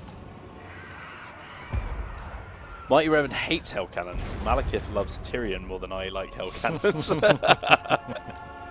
That is quite a hatred. Let's move over here, make sure our Lord doesn't get left behind. I can actually send in one of my Dark Riders now over to these Marauder Horsemen, start moving our forces forward. Yeah, they're clustering up here. They know they've got the armor advantage, so they don't want to get into a long engagement with lots of pieces. And we're actually starting to take some of that fire from the Hell Cannon as well, which is good. We want it to go after our mobile forces so that they can avoid those shots. And that Lord might just be able to get involved with those Marauder Horsemen. No. In come those Dark Shards now, firing on the back of them. Let's bring our Lord out, start moving these forces as well, just to make sure the Hell Cannons are firing us. And with Morathi, we might be able to actually just start dropping a little direct damage on him as well, just to make sure that he's dealt with. You've got that army ability as well when your Harpies are near death. That's true. We could just drop our Harpies in and just explode them. Here comes Morathi. So I'm actually going to... I'm going to wait till we get into the proper engagement. But I'm going to be dropping that at some point very soon. These guys around, and now we can start moving up our Dark Shards as well, because we definitely want to get them involved. And let's start rotating these guys around and start really encircling them now as well. And Hydra is on the wrong flank there. I think he needs to get more involved.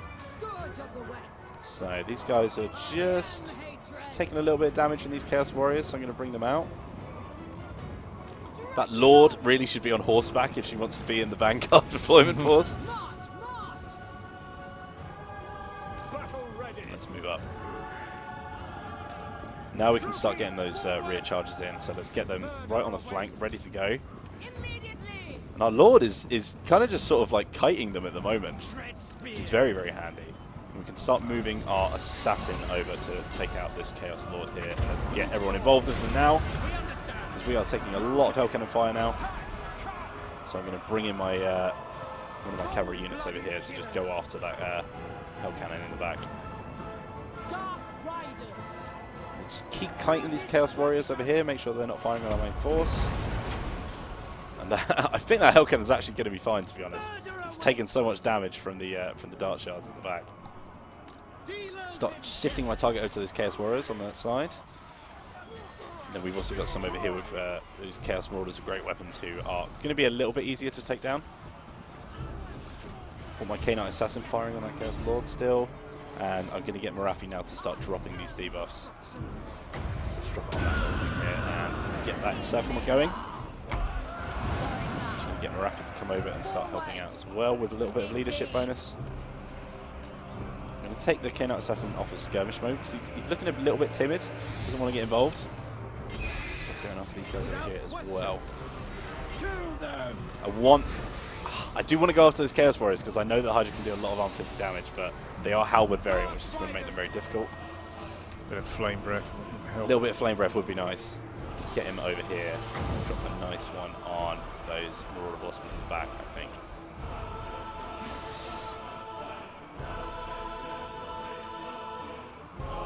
That Murderous Prowess dropping, giving us a nice buff. Now that force has been dealt with over here, we can start moving in to encircle the other side here. We should be able to drop another one of these here. It's going to give us another buff for us.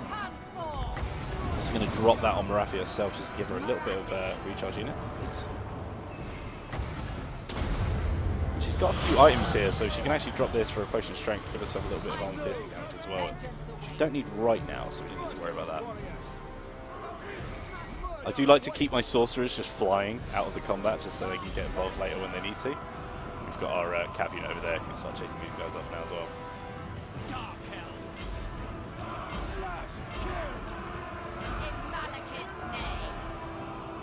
Let's get those dark shards firing on those Marauder Horsemen because they've been a bit of a pain for me. Move these guys up so they're in a better position as well. They want to see some breath abilities, I think. Let's get this guy involved. It's a nice juicy target right here. Right where our Lord is. Oh yeah. I do love the breath abilities, especially when you got some dragons. Yeah. That suddenly they become like a bombardment unit from the skies. We were using some Pterodons with that bombardment ability as well. They were lovely called the F-16s. So they were like super fast, blessed spawning variant. Starting to route that Chaos Lord now. Let's bring in some sword. That is a victory for us. Probably a bit more sloppy for me, I'll be honest. Win's a win. Win's a win. Close victory. The breath just flattens everything it hits. It is really good, especially you don't have a super hard range on it, so you can't just sort of sit at the back and use it like an artillery piece. But if you get it round the flanks and you can just ram into the back of them, they can really take quite a lot of damage. We did lose our Harpies with their massive 1 kill. Sick, game over. Great unit. Great unit. And you can see the Dark Shards doing the most damage for us there. Pretty much the only armor-piercing unit we had apart from the Hydra. Kill them. Let's get some all saves. of them. Power, dark and violent. Fly, hatred. Yeah, the rituals are specific to the Vortex campaign, so we won't see those in the Mortal Empire. That's right, yep. And we can upgrade our secondary lord here. Give her a little Sea Dragon cloak with a bit more armor. And we can just go for that double tap now, No, just to make sure we get rid of him. To the vengeful slaughter. So we're taking quite a lot of losses here, so we do want to move back to our main region over on the side Let here. all tremble. I'm going to make sure that the forces are together just in case the Chaos get any ideas and try to come after us. And you can see that we've got a nice black dragon egg as well, which is going to give us a breath spell, which is very nice. Nice. I watch Also from the upgrade shadows. Morathi as well. A few more questions in. I want to ally with the Vermin as well. I don't know about that.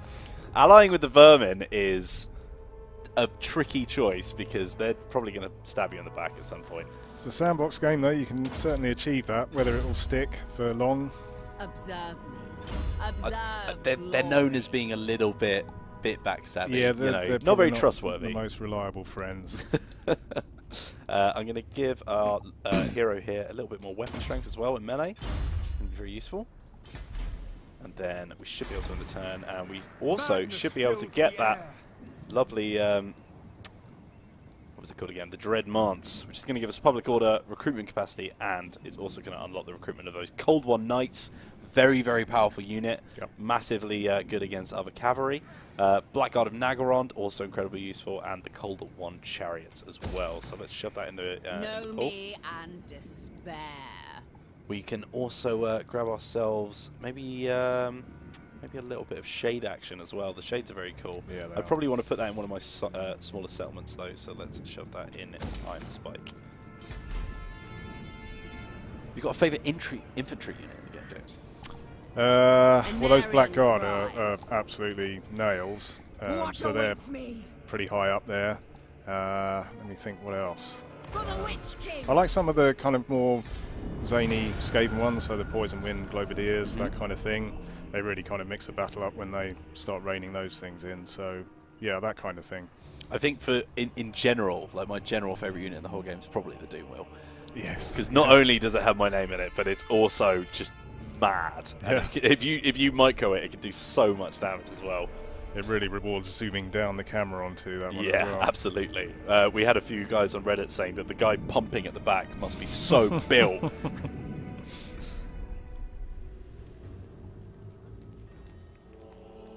Someone's saying that you have a very good voice and thinking you might have done some of the voice acting in the game yourself. Well, maybe that's a new string to my bow. I'll have to look into that one.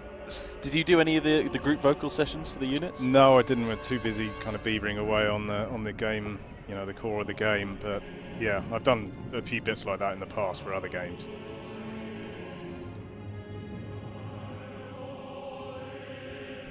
Can we get special mounts from rare loot drops? I don't think so.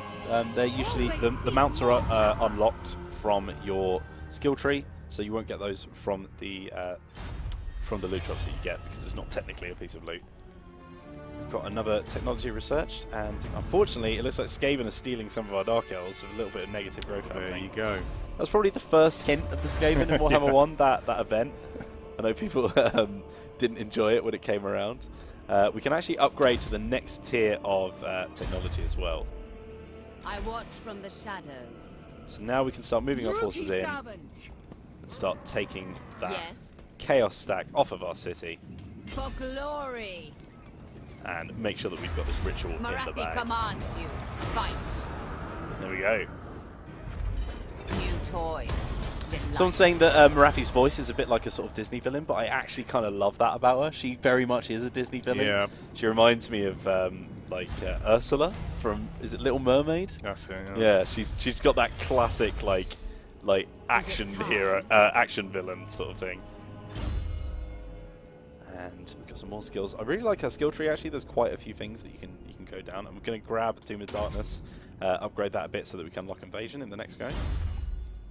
And also upgrade some of our buildings here as well. Let's grab Iron Spike level 3, and then we can move on to getting a little bit more infrastructure as well, so we can get some artisan houses to get a little bit more income coming in. A few different economy options with the Dark Elves. They've got a few different routes that they can go down. Obviously, the slave one being one of them, but you can completely avoid slaves with this playthrough. Yeah, totally. As we saw on the screen earlier, you can totally turn off the option for slaves to come into individual cities. So you can totally bar that. If you've got a public order problem or whatever, you can stop them from coming in. So, and like I say, you can go for the two different strategies. You can go for an empire-wide slaves everywhere approach, or you can really focus on one place being your centre of slavery. Yeah.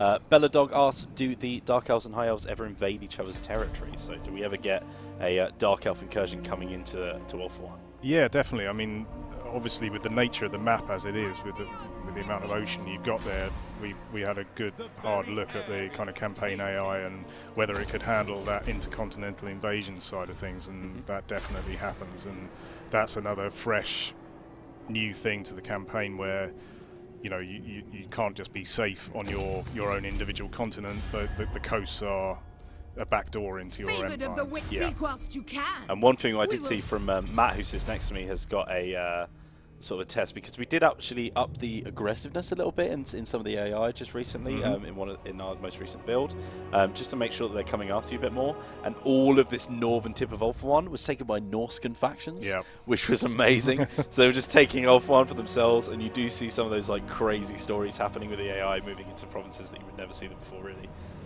All right. Let's move into the next turn. 3 turns left until we get that glorious cutscene.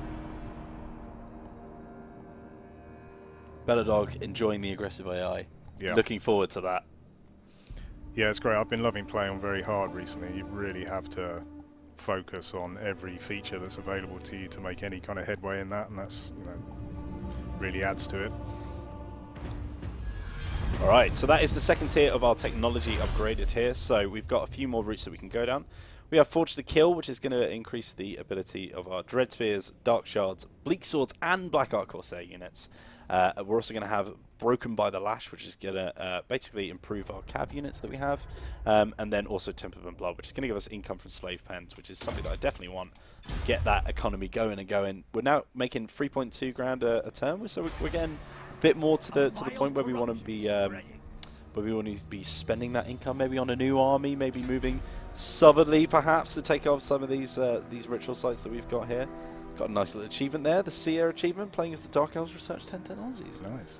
Achievements on the stream. Oh yeah. Have you maxed out the achievements yet, James? If you've broken your wrist playing, surely you must have gotten to the point where you've maxed out the achievements. I'm not much of an achievements junkie, so I don't go looking for them, but there are quite a few in there, so they will drop for you fairly regularly. And we're also going to give you guys a chance to play us on the day after launch. If you want to grab your Beat the Devs achievement, then you have plenty of opportunity. We're going to do some free-for-all on the stream, and we'll probably get you in, James, maybe? Yeah, well, I'm a sitting duck at the moment, so you can get that one against me, no problem. We can do it that way, so you can just do it like that. Fighting Southpaw. We're going to upgrade to guild halls, give us some even more income, lots of income going on. And now that Morathi is looking back to full strength, let's get some more units. And I'm actually going to get some Witch Elves because they are cool. They are very, very cool. They do a lot of damage. Definitely want them involved. And I'm just going to move my secondary lord back over to the eastern provinces because I know that public order is going to be a bit of an issue over there. Already losing one on there, and you can see we're losing 5 a turn on the Ice Rock Gorge, so I'll probably move her up to that at the moment. And then as we end that turn, once we get those Dark Elves, those Witch Elves, sorry, in the squad, we're going to start moving south and start taking on some of those lizard men. Just check the time. About 15:15. Whelan's Wheels, Mike's new custom shop. I'm opening up a new garage. Nice. Gun Monkey is going to attempt to try and break his wrist playing Morathi. We can't recommend that. No. We would say probably don't do that. And we've also discovered a cheeky ambusher coming from one of our enemies all the way up there, so we don't need to worry about that too much. Basically, our ally here is just expanding. They don't care about rituals. They're a minor faction. They are just going classic total war and just spreading themselves across the map. I am kind of worried about Mazdamundi. I know that he's very strong. I think we've got him over here actually. No, this is one of his secondary land. We've got a massive Lord Mazdamundi full stack in there, which we're going to have to deal with at some point. So that's going to be tricky. And we'll just end the turn once more just to make sure that we get those units in our stack, and we'll start moving south.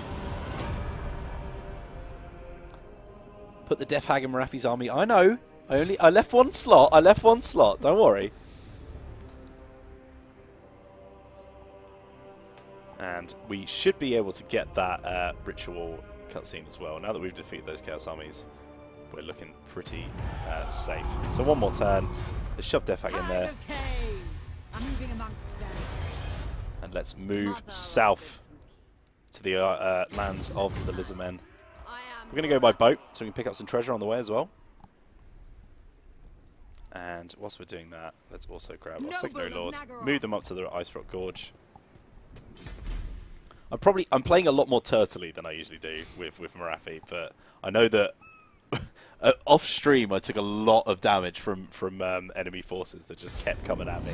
I think I had Beastmen incursions, Chaos incursions. I had Dark Elves from the north and the south both trying to kill me, and my ally was too busy dealing with the Lizardmen to help out. So I took a lot of damage at the start. I'm just sort of recuperating at the moment, but we're gonna start doing some damage of our own now. And as we end this turn, we're gonna start seeing that ritual cutscene as well, which is gonna be very good. Here we go. The ritual cast, and magic bound within the scrolls of Hecate was unleashed, lighting the dark skies of Nagaroth. The sorceress Felicion was joined by a murderer, one that hunted in the shadows. They looked upon the island across Poison Shore and waited. Approaching the island was all but impossible. Yet the ritual gave the sorceress ingress.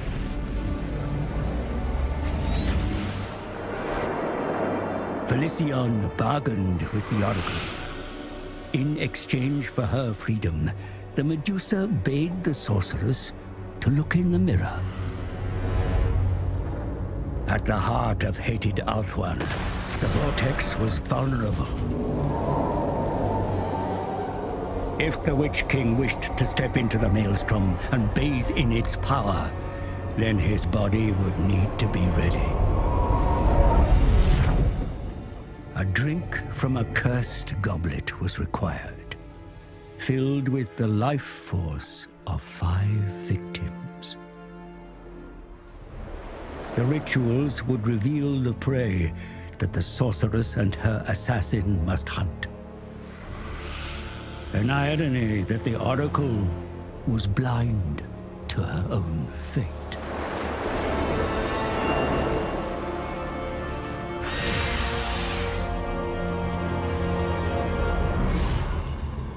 Ouch. See you later.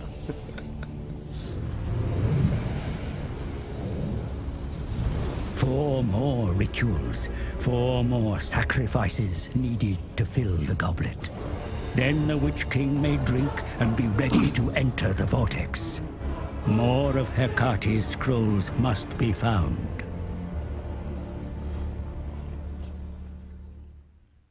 Wow, it sucks to be an oracle, doesn't it? Yeah. Here's all the help you need for your mission. Please don't kill... Oh, okay, you're going to kill me. All right, fine. So we've actually grabbed ourselves a new mission. We get to recruit a new lord. We don't need to do that right now, so let's start moving on. But we have another chapter objective issues, and that is to complete the following ritual, the Ritual of the Hated Foe. And these are going to get exponentially harder to get those resources. So we've gone from 350 all the way up to 1060, and you can see the next one is 2040. So quite a big gap in between them. And then you can see, once again, that last one is going to take quite a lot to complete. 5,000. So plenty of time to go before we get there. And we've completed that ritual. And we can upgrade. We upgrade our assassin as well, just after he's murdered that Medusa, which is great. That was worth some XP. Going to give him the Shroud of Darkness, which is going to give him a massive loss for his Vigor reduction. And it's also going to give him Vanguard deployment as well, which is really handy.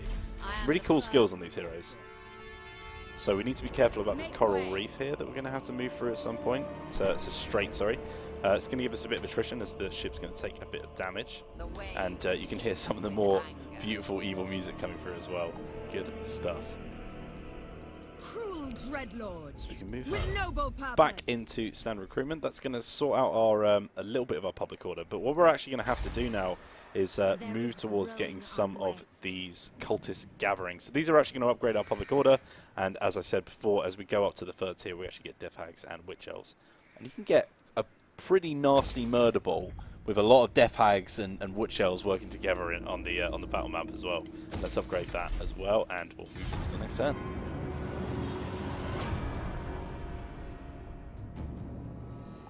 A lot of people are asking for some treasure. We've got one on the way, don't worry. I've got one in my eyes, in my sights.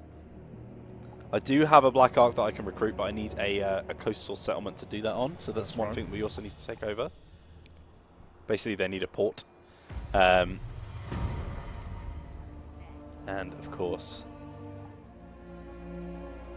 What was that? No, never mind. I read that completely wrong. So, let's keep moving south. And here we have our fell cargo. So moving through a tiny bit of attrition, but we've got plenty of movement to get past it, so we don't need to worry about that. And we have a nice choice for you, chat, here. Abandoned ship. A loaded shipwreck starts to sink as your heavy-booted crew fail to take care while offloading the salvage. There is only time for one more load before they must abandon the ship. Do we want to take some arms and armor to get ourselves a nice army benefit, or do we want barrels of rum for our army to perform better in campaign? We already had this one, and there was a strong consensus that we wanted rum. A very strong consensus that we wanted rum. And it's looking like we want that again, so let's look at what that's done for us. It's given us a nice potion of strength again, which is very handy. And we've also got the Trunk of Maps, which has given us 25% magic item drop chance and some campaign line of sight as well, so you can see we can actually see a little bit further out. Just peeping on Ziggurat Dawn over there, which we want to take. This, of course, is a coastal settlement as well, which is going to be nice and handy. Grey Rock Point also, but this is our ally, so we can't take that off. I wonder if he wants to confederate yet. Yes, she does. That's going to be interesting. That's really going to open this campaign up. let's look at what that's done to our economy. Yep, that has completely destroyed that. We've also got Lord Mazdamundi coming into our territory now, and this has definitely opened up lots more options for us to come into. So, wow, I really need to take a second here. So we've actually got a port where we can start recruiting our Black Ark, so let's grab that straight away. You can see all the bombardment abilities that we have available to us as well. And we're going to start recruiting some Black Ark Corsairs on there. Now what we do need to do is balance out this economy, so let's look at our forces and see where we are on the map. So we've got Revito, who is our secondary lord. We've also got Nolossi over here, who is looking a bit useless. We've got, I mean, we've got a lot of enemies to our north as well. This is definitely upped the difficulty by far. This is always something I always think Confederation's a great idea until I actually do it. Yeah. And you realise how much their economy's faulting and how many lords that they've taken. So let's get rid of these guys. That's freed up a little bit of cash. We've also got Elon over here who we can get rid of. I do want to keep my Black Ark, but there is a lord in... Oh, of course, she has those army abilities because she's next to Black Ark. My bad. So let's get rid of her. Now we're back in the positive. 9.6k in our bank, so not too bad. Main thing that we need to worry about is... So Faulty's here is getting attacked by Chaos. We've also got Lord Mazdamundi moving up on some of our provinces. So let's make sure we're getting Morathi as close as possible. And I'm going to move... actually, I'm not going to move Admiral Calgarian because I don't want to lose my Black Ark again. I don't know if you watched yesterday's stream, but basically, after one turn of having my Black Ark, this random army just appeared and just destroyed it instantly, which is great.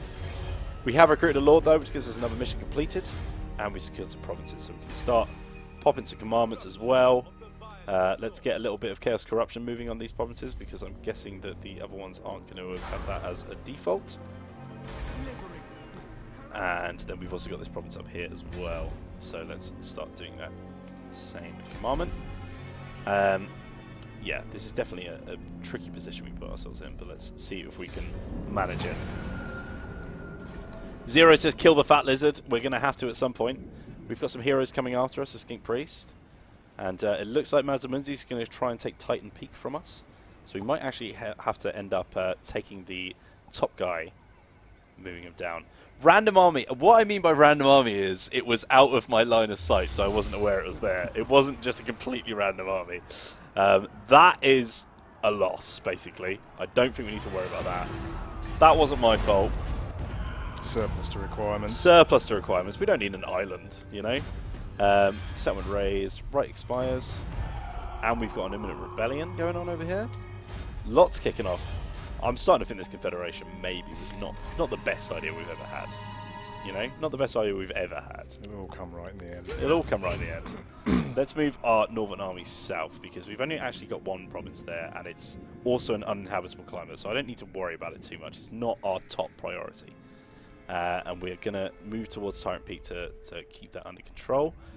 We've also got Mazdamundi. He's actually now taking a bit of attrition, because he is in Chaos territory with Titan Peak, so that's going to be handy for us. We're going to move Morathi over here to this province over here, the Mirror Pool of Tepok, because that is one of the provinces I want to take off him.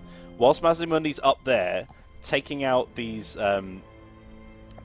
provinces that I'm not too bothered about, we can actually come right in his behind and just take out some of the provinces that he is definitely worried about. So that's going to be handy for us. I'm going to check our diplomacy quickly to see if there's anyone else who can help us out. So we're definitely at war with these guys at the moment, so maybe these guys will actually look to giving us a little bit of peace now that we've decided we don't want to get involved with them. Because we are completely stronger than them, so they don't have to worry about that now. We just want to focus on Hexawatl and make sure that those guys are taking the most damage. Got someone asking us to use a right. Public order would be good, yeah, I've read that. Good shout, yep. Good shout. It is all my fault. It's all my fault. I don't care, it's fine. I'm having fun, that's all that matters, right? It's that one more turn. It's that, oh, let's just get ourselves in a stupid position so that we can try and claw ourselves back from it. And also, we've got quite a few buildings that are damaged at the moment, so let's just start repairing those. Move on. Once again, not bothered about that one. Don't worry about it. They can have it. And I'm just going to take their territory from underneath their feet. One thing we will need to do, I think, is get our secondary lord moving over to the west of our starting province and make sure that's all nice and protected whilst Masmundi's up there. Another Black Arc. You want 2 Black Arcs, guys? That's just greedy. That is greedy, especially with the state our economy's in after that Confederation. It's outrageous. We're going to get a little bit more cash from our technology there. We've got another rebellion on the way in the Obsidian Peaks. And that's going to be the Ice Rock Gorge over here, who is still taking quite a big hit to their morale. So we need to be wary of that. I don't think we need to worry too much because we can actually do a little bit of trickery down here to just try and circumnavigate that and make sure that we get a little bit more cash coming in. So let's go into standard movement. Let's move on to these onto this coast here. Now they do have another army here. They've got there's 2 full stacks that they've got coming north for us. So hopefully, if we take this mirror pool, they're going to, well, if we go close enough to the mirror pool, they're going to come down south and it'll give us a chance to retreat and make sure they're not attacking our territories. Let's upgrade our Death Hag once more. We're going to upgrade the replenished troops now that we're in enemy territory. Yep, good idea. Just to make sure that they're getting a little bit more replenishment each turn. Got a few more buildings we can upgrade. I'm not going to bother upgrading Tyrant Peak at the moment because it's pretty much lost land. That was so Dark Elves. Let's move down this faction here, this army here, sorry.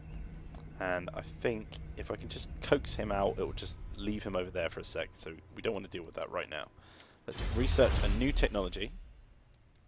Moving the Black Arc closer to Morathi is a good shout, so we can get in that bombardment ability.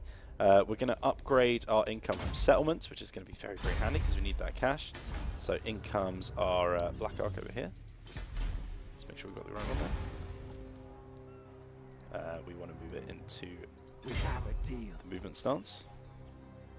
And you can see here, that is the circular bombardment. So it's quite a range that you get on these guys. They can do quite a lot of work for you, which is very handy.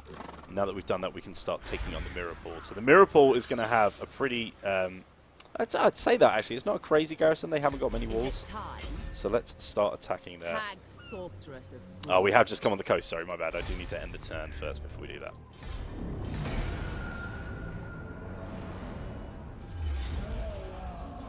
Alright, now this is an actual battle. So they've moved their second force over to try and get some reinforcements in. They're actually not getting a whole lot of reinforcements from their second army there, which I think is coming from the cities. So let's give this one a go. We're going to have those bombardment abilities to help us out. This is definitely going to be a difficult fight. Game on. Can we raid the Black Arcs? I don't have the answer to that one. How do you mean? Do they have a raiding stance or? I think he means can we attack them like a siege settlement, but you're actually going to have like more of a naval battle. That's right. Yeah, it's an auto-resolve naval battle, but as I say, they get a pretty hefty bonus in one of those. Let's get that gamble going. Let's hopefully get a little bit more wins. No, Bernard is not with me today. He does not like me today. 5 wins of magic. That is harsh. All right. So we do have our Witch Elves now, which are going to be pretty handy against those skink troops because they are slightly less armoured, which means that they're going to be taking a lot of damage from those Witch Elves. Apparently I forgot a banner, but oh well, it's fine. We're just making it more difficult, right? Just increasing the fun. I know everyone wants to see me lose a battle. Let's move some more spears up to the flanks. Any top strategy tips for me here, James? Well, I think you unlocked the Vanguard deployment with your assassin here, didn't you? So those trees look inviting on the left there, don't they? Yeah. Bit of flank fire. And we also we kind of want to get some pace in so that we can take out some of their forces before the reinforcements arrive. The main force is the one that is actually going to be setting up at the moment. So we'll see how that happens. But I'll keep that Hydra right there at the back, get some spears around there just to make sure they haven't got anything coming at us. And then I'm going to use these Witch Elves on the right-hand flank as like a flanking unit. And I keep pressing the wrong button there. There we go. So these guys are going to be set up in a separate formation. I'm going to have my Witch Hag come in with them as well. So this is going to be like my little murder squad. And you can see them looking very ready for battle there. And the person with the fanciest hat is obviously leading them. True Empire style there. Morathi is going to be right in the center, spreading that leadership bonus. And then this entire group here is going to be group 1. And then we've got our little K-Knight Assassin doing a bit of scouting. And making sure that we're not getting completely destroyed up front and back. So let's start this battle. Let's see what we're up against. They're pretty close to their reinforcements, so that rush tactic's not going to work on this one. But they've got some dangerous units. So Colwyn Rider is very difficult. Pterodon Rider is also going to be a bit of a pain.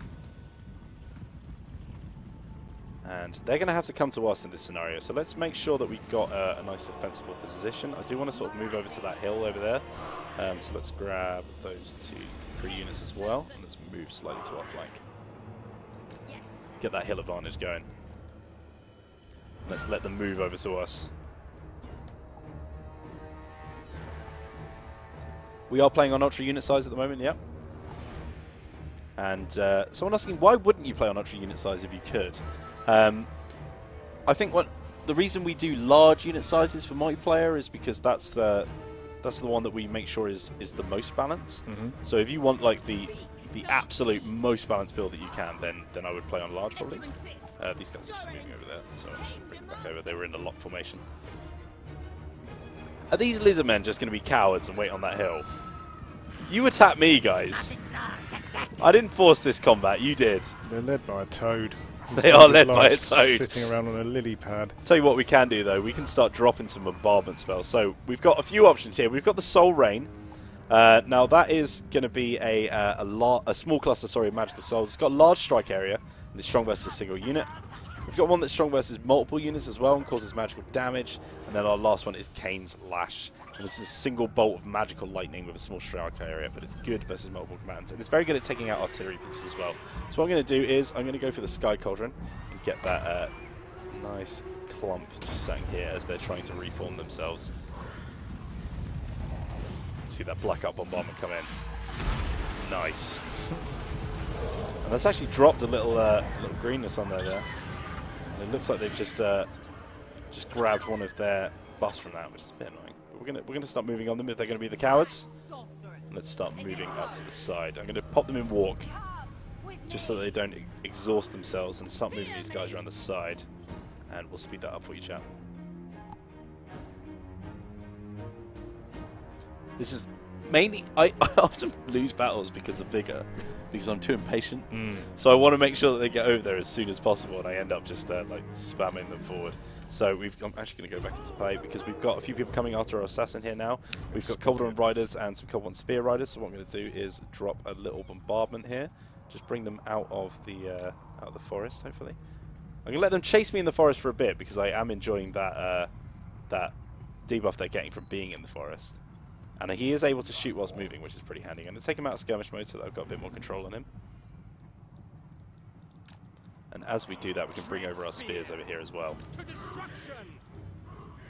Now this guy can actually perform in melee combat as well, so you don't need to worry about him too much. Let's start dropping these bombardment abilities on them as well. Just as I coax them into it. Oh! Just managed to get a few there. And in come our spears now to start getting that fire on. And we can see now a few spells coming in from their Slam Mage Priest. And we've got Morathi over here who can help out as well. So let's get our K-Knight Assassin going after this one over here. So I'm going to put him in melee mode so that he starts getting into combat. Let's get those spears to come into the back of him.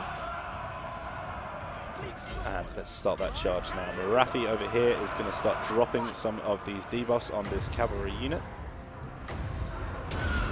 So those spears can do quite a lot of damage to him. I am worried about these spear riders, so I definitely want to take them out as soon as possible.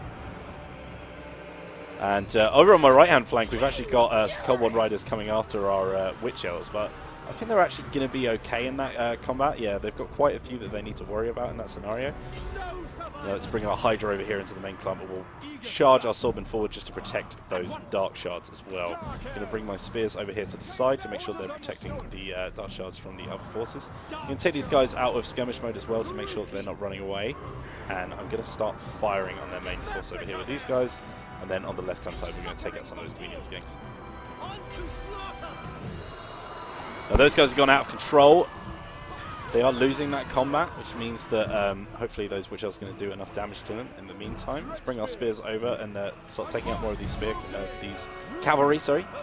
And those spearmen are actually going to go after these cavalry over here as well. And it looks like they want to get into that engagement. You can see the balance of power is starting to creep into our favour now that we've taken a few more hits on the abilities. And we want to see some Hydra abilities apparently, so let's grab this guy out. Let's do a little bit of flame damage. I think that's a nice juicy target there, right in their flank, on Saurus Warriors. I do need to get him out of combat before he can shoot, so you can't shoot even when you're in combat. So hopefully we can get him in. Let's get some more bombardments going as well. We'll drop this bad boy on their skirmishers. Alright, are we ready? Don't let him get you, don't let him get you. Shoot, shoot, shoot! Oh, come on, man, you can do it.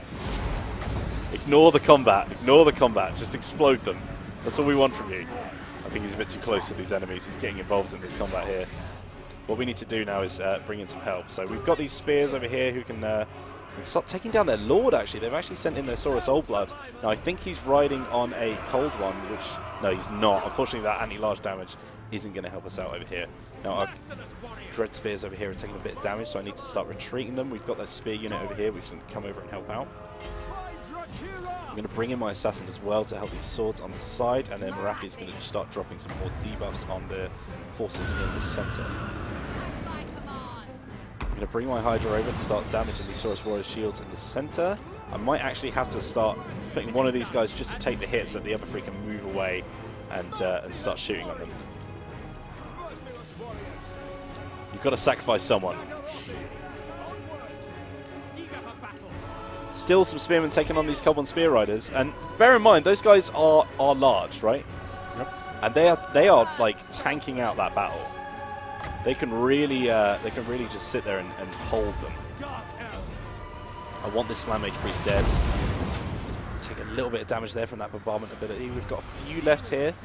Nice big clump in the center here that we can cast this one over here on. Let's move our spears over here to help out. We've actually won this engagement on the center here, so Morathi I think needs to give a little bit more support over here. Drop that Word of Pain, make sure that they're taking a negative hit. Still firing on these guys over here. They take quite a lot of damage before they go down the Lizard Men. We've got our Witch Elves out of engagement over here now as well, and we're starting to take down the Saurus Oldblood. And the Death Hag is actually going to drop quite a few abilities. She's going to encourage the people around her, I think, as well, which is going to be very useful. Right, those Dark Shards have taken care of that Saurus Warriors' shields, and we can start taking out these skirmishes now as well. Let's move up on the Skink Chief. And I'm going to get my Hydra just going in against these Chameleon Skinks, and he's going to have a whale of a time taking those guys out. Let's make sure they're running into bombardment abilities as well, so they don't completely escape this damage. Nice. That's actually done a decent bit of work on their morale as well. We can start moving those Dark Shards up now, and those spears can come in to help out. I'm actually going to drop Morathi in the center here, going to give her the Potion of Strength, giving her a bit more weapon damage, so taking out these Saurus Warriors' shields. We've got a few more bombardments we can drop. I might want to drop them on some of the skirmishes because they are quite quick, so let's just drop it on the Slam Mage Priest. Wonder if I've timed it correctly. Yes! They're quite difficult to hit, but if you can get them, they can be pretty handy. I need your full encouragement here, James. Yeah, you got my full support. You know, usually when we have guests on, they like to backseat general a little bit. You know, they're like, "Oh, why are you doing that? Why are you doing that?" But you know, I thought that was poor etiquette. Yeah, it is poor etiquette. I respect your silence. But I would have done it much better than you did. Oh, obviously, yeah, no, I don't doubt that for a second. Dark Shards now can come up over here. We've taken quite a few losses in this battle, which is a bit annoying. We can take these guys out of melee as well. It's looking like it's pretty much just hero units and some pterodons that they have left. Still trying to take out that Saurus Oldblood, who is such a beast in combat. It can be really difficult to take down. But there goes the chain route. Nice. That is it. Should we get some pretty chasing them out? Yeah, good. People want to see the Death Hag in combat? Where's she gone? She's chasing this Saurus Oldblood at the moment. His tail. Very sassy walk as she's going after him. It's quite casual, actually. You know, they've taken out their entire force. She doesn't need to rush. I wonder if she... It's a shame I haven't managed to give us Foe Seeker, so just speed her up. Just go straight after him. Let's end the battle there. Make Morathi flex her muscles. She did pop that potion of strength, feeling very burly after that one. Yeah, that was a Pyrrhic victory. All right. So quite a lot of losses there. But also quite a lot of losses on the enemy side as well. Pretty much their entire force. It's just clearing out the dross, really, isn't it? Pretty much. So as far as units go, we've only actually lost an entire unit for one. And you can see we actually did have a leadership buff that did drop. So let's pop that on the Witch Elves. And you've got the replenishment from the Black Ark. We do have the replenishment from the Black Ark, yeah, and we've got also the replenishment from the slave enslave option that we have at the end. So he's going to be running off with his tail between his legs, quite literally. Yeah. Let's have a look at chat. Mini campaigns are going to be switched for extra laws in the first DLC pack. That's something we talked about. So I think the first DLC for Warhammer is going to have more laws than we've ever seen in one of our race packs, which is going to be very exciting. And they're very cool. Obviously, we can't talk about them yet, but guys are definitely in the works of planning everything out and making sure that they're as exciting as they can be. And obviously, as we speak to the new content team quite a lot, we get to have a little bit of an idea of what they're doing, and the mechanics sound very exciting for the new DLC that we've got hopefully coming as soon as possible so that you guys can get your hands on it after you've dipped your toes in Warhammer 2. Wheels, Doom Engineer versus Black Ark. I do not understand that question. A Doom Engineer is used for destroying walls. So the Black Ark, as it works as a naval unit on the campaign map, so you won't have any walls that you need to destroy. I don't know if there's some kind of special thing that the Doom Engineer can do against the Black Arks. No. No. There we go. Nope. They stay at sea, nice and safe from the Doom Engineer. Yeah, Doom Engineer is a siege battle effect. A lot of people speculating now on what that first DLC could be. Obviously, we can't talk about it now, but needless to say, it's going to be very exciting. So, we're coming up against a Chaos Incursion over here. They've actually got, not a Chaos, sorry, a Dark Elf Incursion over here. We've actually got some Cold War Dread Knights, and these guys are very, very difficult to deal with. So I need to make sure that my spears are getting those as soon as possible. Corian says, how or when do we vote for tomorrow's campaign? The campaign that we're playing is on Thursday, so we'll probably put the poll out either later today or tomorrow so that you can vote. Just for a reminder of anyone who hasn't seen that, by the way, we are letting you guys vote on your favourite campaign of all of the ones that we've done so far, and we're going to be continuing that one on launch day for anyone who's sticking around to watch the streams. We understand that if you don't want to watch the stream on launch day because you want to be playing the game, that's fine, don't worry about it. But if you sat at work and you want to shove it on another tab, make sure that the boss doesn't find out you're playing, then there you go. Right, we're moving our force forward now. Those Cold War Knights I'm going to be targeting hopefully straight from the get-go. We've already got some Reaper Bolt Throw fire, but they've actually left it all on its own. So let's take that out straight away. I'm going to get one of my other cav units to go onto that Dark Shard unit over on the side. My Dark Shards are going to be trying focusing on those Cold War Dread Knights. They're obviously... Oh my god, we're taking a lot of damage there. You can see those Reaper Bolt Throwers really really destroy those units if they stay over 2 stations. Clues in the name. Clues in the name. They do reap damage. Let's move these guys over a little bit so that they're not taking too much fire. We can move our Swordman units up a little bit as well so that we can start taking on those Black Ark Corsairs. And it's just Spears I want to get involved over here. Just Spears, because obviously those guys are very good at taking down other infantry units. Our cavalry made short work of their back line. That's what happens when you don't protect your fronts. So let's get them right in the back of those Black Ark Corsairs and give them some nice morale hits. And we've already got some Harpies going to try and come up against our Spears over here, so hopefully we can just drop some damage on those guys. And the Cold War Knights, they're being a bit too timid. They need to come in. And now we can start getting around them, making sure that they're taking damage. Let's move those Dark Shards back a bit so that they don't take some damage themselves. We get some nice sweeping cinematics now. This is a slightly more simple battle. Those Dread Knights look amazing. They look as deadly as they are in the battles. Start firing on those Harpies to make sure that they're not coming back. And it looks like this one's going to be a bit routine. We're just taking down that Lord now. Just make sure those Harpies don't come back. We can start posturing up with our spears as well now as well. Quite a small force. I think had they protected that Reaper Bolt Thrower, they might have been a bit better off. As they were the Dark Elves, I think they got a little bit too excited about murdering people. There's those Dread Knights that went to their head. Yeah.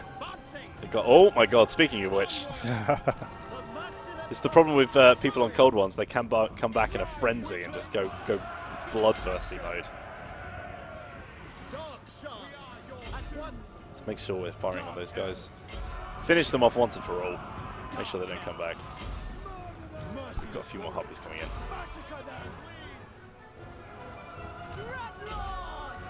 You got a chance to see what the new content team are working on? Yeah, I've had a little look. Obviously, we're flat out with the work we've been doing on Warhammer 2, but yeah, it's all looking very exciting on that side of the fence. And would you say that now with all the new mechanics that we've added into Warhammer 2, that opens up new possibilities for them to work on as well? Yeah, always. And like I said, I was talking earlier about just reading the source material as well. Yeah. It's just such a rich vein of stuff there, for ideas for things that we can put into our game. Plenty of stuff to look forward to in the future of Total War Warhammer 2. I'm going to make sure these guys just aren't firing into our own men, because that's a bit more Skaven than Dark Elf, that tactic. Nice routine victory. We needed a nice simple one after that bloodbath that happened before. A lot of people looking forward to do some co-op campaigns in the new one as well. How does the co-op campaign work with the Vortex? Are you both pooling your resources together? So because the Legendary Lords each have their own separate start position, it's perfectly possible for players in the co-op campaign to take, say, Tyrion and Teclis, and both be working towards the same victory condition with the Great Vortex. So that's a really nice addition to things, being able to team up like that. And are you, when you're working towards that ritual goal, does everything that you collect go into one collected pool? You each have your own separate pool, but the progress towards the rituals is shared between the two players. Okay, so if one gets there before the other, then you can both share that. So we've got a banner here that causes fear, which is going to be really useful on one of our cav units as well. And we've got a nice bit of leadership buff there as well, so that's going to be pretty handy. Some nice banners that we got there. And we've also got some more slaves that can come in. Now, a lot of people were asking me to murder them, and I didn't see it, so I'm going to do a bit of murder for you guys. Always a valid option. Always a valid option. She's looking pretty loyal as well. She's had some good times. Going all the way up to 8 out of 10. Have you had many incursions from any tricksy lords who have taken an army against you? Yes, yeah, that can be a bit of a thorn in your side sometimes, so it's well worth keeping an eye on each of your lords' loyalty if you're playing Dark Elves or Skaven, because they can turn on you. And again, that's reflecting something that's totally in the lore. We've actually stolen their Reaper Bolt Thrower off them, which is very nice. Got ourselves a free unit, which is always good. Untouchable, undefeatable. Power, Fair comment. violence. So, Hostile Hero Activity, they tried to assassinate Alyssa, which is just outrageous. It's a bit rude, isn't it? Who do they think they are? Now at this point, obviously, we're probably gonna have to go back to our Black Ark and get some replenishment. Dreadlord of Nagaroth. So let's move him over here. Just past the sea course. We'll get that sea course at some point soon. And let's bring Morathi over to get a little bit of replenishment in the next turn. We've also got our secondary lord over here we can start bringing down. I feel like we do want to avoid Titan Peak a little bit. Yeah. Looking a little bit dangerous, so let's move over to Scarver's Lair and we'll just sort of try and circumnavigate him. Did we get those collector's edition copies back? Yeah, there was a story about a lot of collector's editions being stolen by some Skaven. But we will make sure that if anyone was affected by that, we will get them their copy. We also had a few things. If you are an Australian guy and you've ordered your collector's edition, please get into contact with Sega if you've received the UK key. I think a couple of the copies had some in there, and we'll get you a replacement key straight away. In comes Mazda Mundi, looking very menacing, and those guys are going to retreat back to the Fallen Gates. Quite a lot of heroes under their command, so we need to be careful. We do need to dock our Black Ark if we want to do that replenish morale, so we might have to move him over a bit. Let's speed up this end turn. I'll just check to see how much time we've got left. We've actually only got about 5 minutes left, so that might have to be the final battle, whichever we do. So let's get ourselves into just a completely unwinnable battle, just to finish this thing off. So building panels there, by the way, if you haven't seen the Black Arks, we can upgrade all the way up like we would a normal settlement. We've also got our Warrior Hall, so we can get our sort of standard units as well as some Black Ark Corsairs, and then we've also got our speciality ones as well, so we can get a Black Dragon, which is pretty cool, as well as upgrading those bombardment abilities, which is very fun as well. I did want to take the Mirror Pool. I wonder if that's possible, this armor that we've got left. Bride. Might be possible. To the waves. Oops. Hoist I the love a sail. misclick on this stream. I love a misclick. I do seem to misclick all the time. They have their uses. I tell you what, let's just go for the Mirror Pool and just hope for the best. Just as a final hurrah for the live stream. Every time we do that, someone asks for us to do like a 24-hour live stream, and I'm all right. I'm fine on that front, I think. I'm just going to quickly end this turn, and we'll try and get onto that Mirror Pool. My power grows.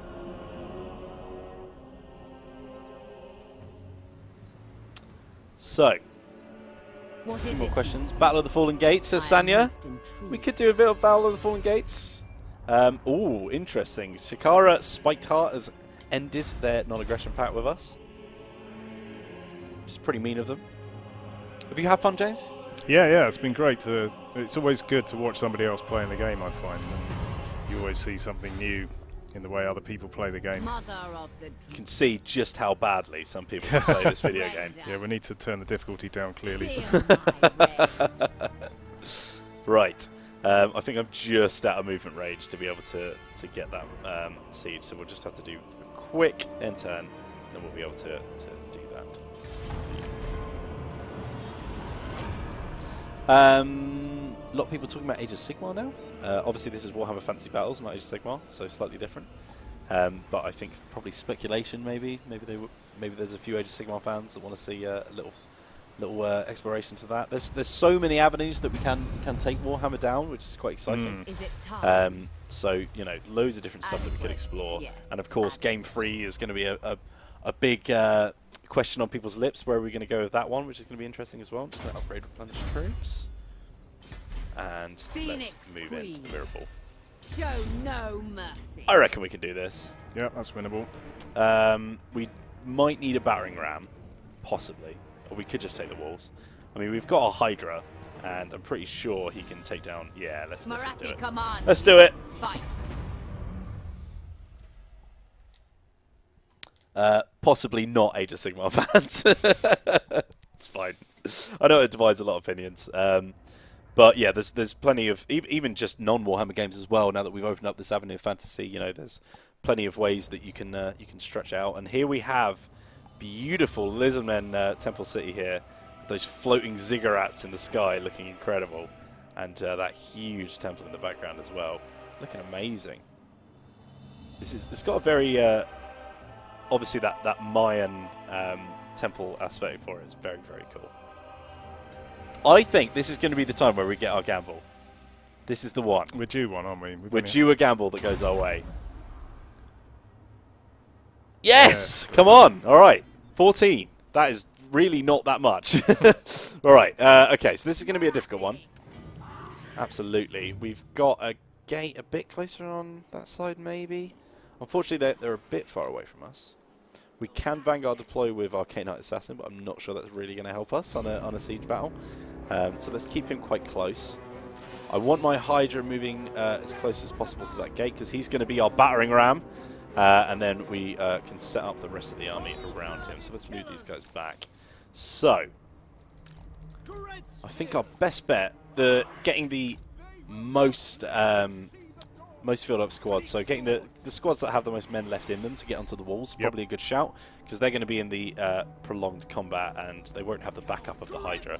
And then I'll get a few more units just to sit behind the Hydra, hopefully soak up a bit of damage so that he doesn't take it all himself, because these guys are shielded, of course, so they will get a little bit of a missile block chance.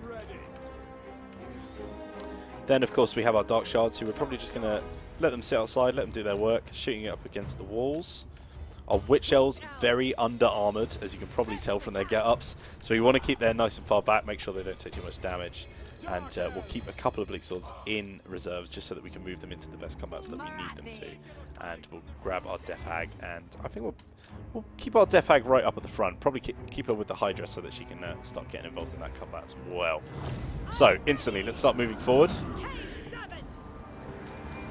want to get that Hydra breaking down the gatehouse, and let's get some of these units moving towards the walls. I'm going to take a backup unit with each of them. And on the side, I will grab one of our other speed units. Obviously, the better way of doing this would be to wait for your units to be replenished, but we've only got a little bit of time left, so we want to make sure that we get as much done as possible. We have some javelins here who look a little bit of a juicy target. Even though Morathi's a spellcaster, she can go after them.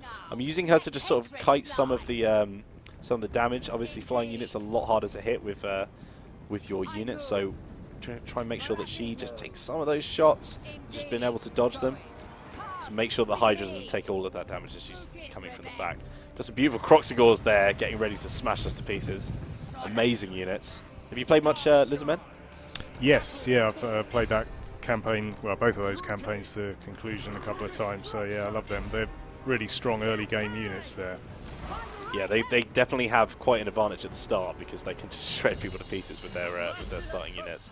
Those Saurus Warriors, although obviously they're very expensive, but they can be very, very deadly. And they've got some great, fantastic beast units as well. Yeah, absolutely. And Carnosaurs that right that just summons an entire stack of feral dinosaurs, which the chat were very, very happy about. I don't know if you caught that one, but we actually gave them a nice little name of the Cuddle Puddle, which I think was pretty appropriate. We've also got our bombardment spells, of course. We can start dropping those on the wall here. I'm actually going to get a nice cluster of them going into each of these units. All kinds of bombardment damage coming in. And of course we can upgrade those with the buildings that we get on the Black Arcs, which is very cool. We're just starting to get on the walls now. Let's get these moves coming in. They've left this little chunk of wall undefended, so we can start flanking around in a second. That's going to be a difficult battle though, so we need to be careful. And we're just about to get through the gate, and on the other side of that we do have their legendary lord, and those Scar veterans are difficult to take down, so I'm not feeling too confident, but let's start moving up our the rest of our melee force. I'm going to be firing on some of these Saurus Warriors now, just to make sure we're doing damage to them, so they're a little bit less healed up when we get to the proper combat with them. And let's move our melee force in to start taking down that lord. I think Hydra will have fun with this. Oh yeah. Wow, that was a smack. Let's get our guys over here to help out.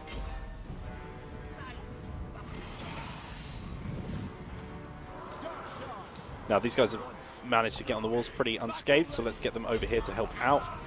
And we can start moving our spears up against these Saurus Warriors with shields as well. They're going to be difficult to take down, but hopefully with the help of those bombardment spells, we can just drop just enough damage on them. I'm going to drop one of our soul rains here on these javelins. Let's move the rest of our melee force into the walls.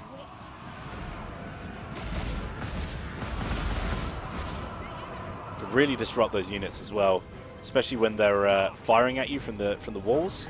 We can just drop that damage, make them run away, stop them getting their shots off. In we come to start taking those guys out as well. This is looking a lot more now in our favour. We've got some choice engagements here. We've managed to rout off their lord. Divided and conquered. Let's get after those Saurus Warriors over there, who are our next threat. Oh, and here comes the Lord again. He wants a little bit more. I know people want to see that Death Hag in combat. Oh, that smash with the Saurus veterans. I love when you have your monstrous units just doing more damage to them. They've got some Croxicles waiting in reserve over here, just protecting the point, so we can't rush that just now. But I think I'm actually more happy to let them have it for a while. Just go after it in a bit. I'm going to drop one of these debuffs over here on the walls just to make sure those spears are winning that engagement with the Saurus warriors. And then we'll start shooting them from the back as well. We can actually start coming off these walls now. Looking like this is almost won for us. There's always more to come. Whilst they're sat there, I'm going to start dropping some bombardment on them as well.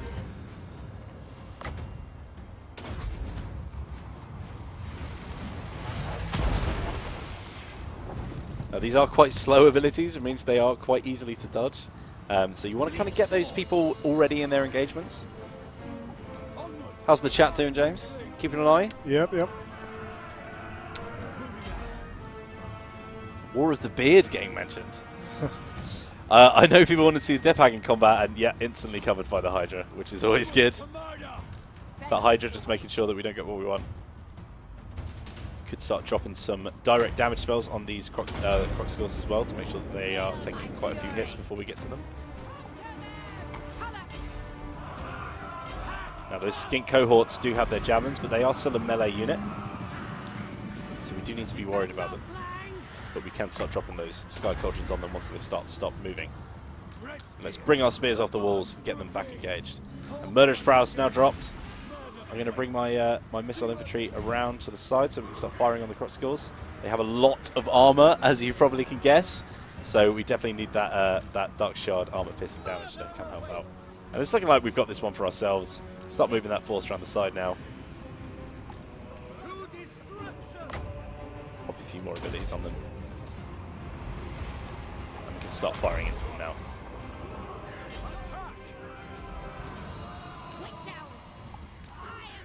One thing about the siege battles is always nice. It gives you some like really harsh angled terrain that you need to maneuver around. Start dropping some more of those direct damage. We also have Doom and Darkness, which is going to drop their leadership now, which is another thing that's going to be nice for us. And it's probably going to be wavering a little bit already as they've taken quite a few losses in this siege. So hopefully as soon as we get into this battle, it's going to be nice and easy to mop up. I'll just speed up for you guys. So they get right into that engagement. Dark Shard's now firing in on those Croxicles. I'm going to start dropping this Soul Blight, which is going to drop their ability to take that damage, hopefully take a little bit more damage from those Dark Shard units firing into them. I'll just move these guys up a bit so they've got a bit easier time shooting at them.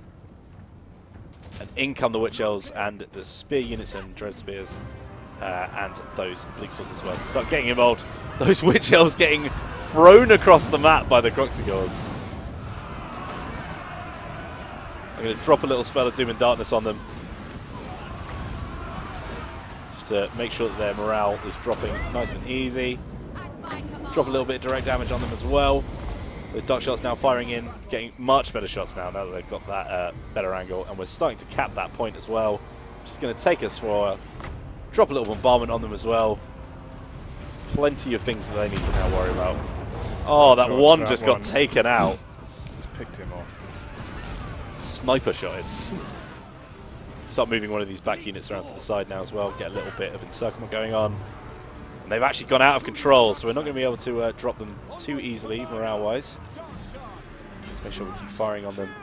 And I'm going to drop that Potion of Strength, get muscly Morathi in there to start smacking them up on her Dark Pegasus. You can see how she balances her head. I have no idea. It's a great hat. And that is the victory for us. Thank you very much for watching, guys. We've been Total War Live. There's been a few of those streams now, as you can imagine. We're getting very tired, but we're just powering through, making sure that we're giving you as much content as possible to get you ready for Warhammer 2. If you enjoyed this stream and you want to see the rest of the campaign unfold, once we've put ourselves into such a destructive path of confederating, then let us know. We can carry the save on. We're going to release a poll in the next 2 days or so that we can get your opinion, find out which your favourite one is, and then me and Joey will be back to play it through on launch day. If you're stuck at work and can't play Warhammer 2, then we'll see you there. Thanks very much for watching. James, thanks very much for joining us. You're welcome. And see you soon, guys. And remember, see you soon. Bye.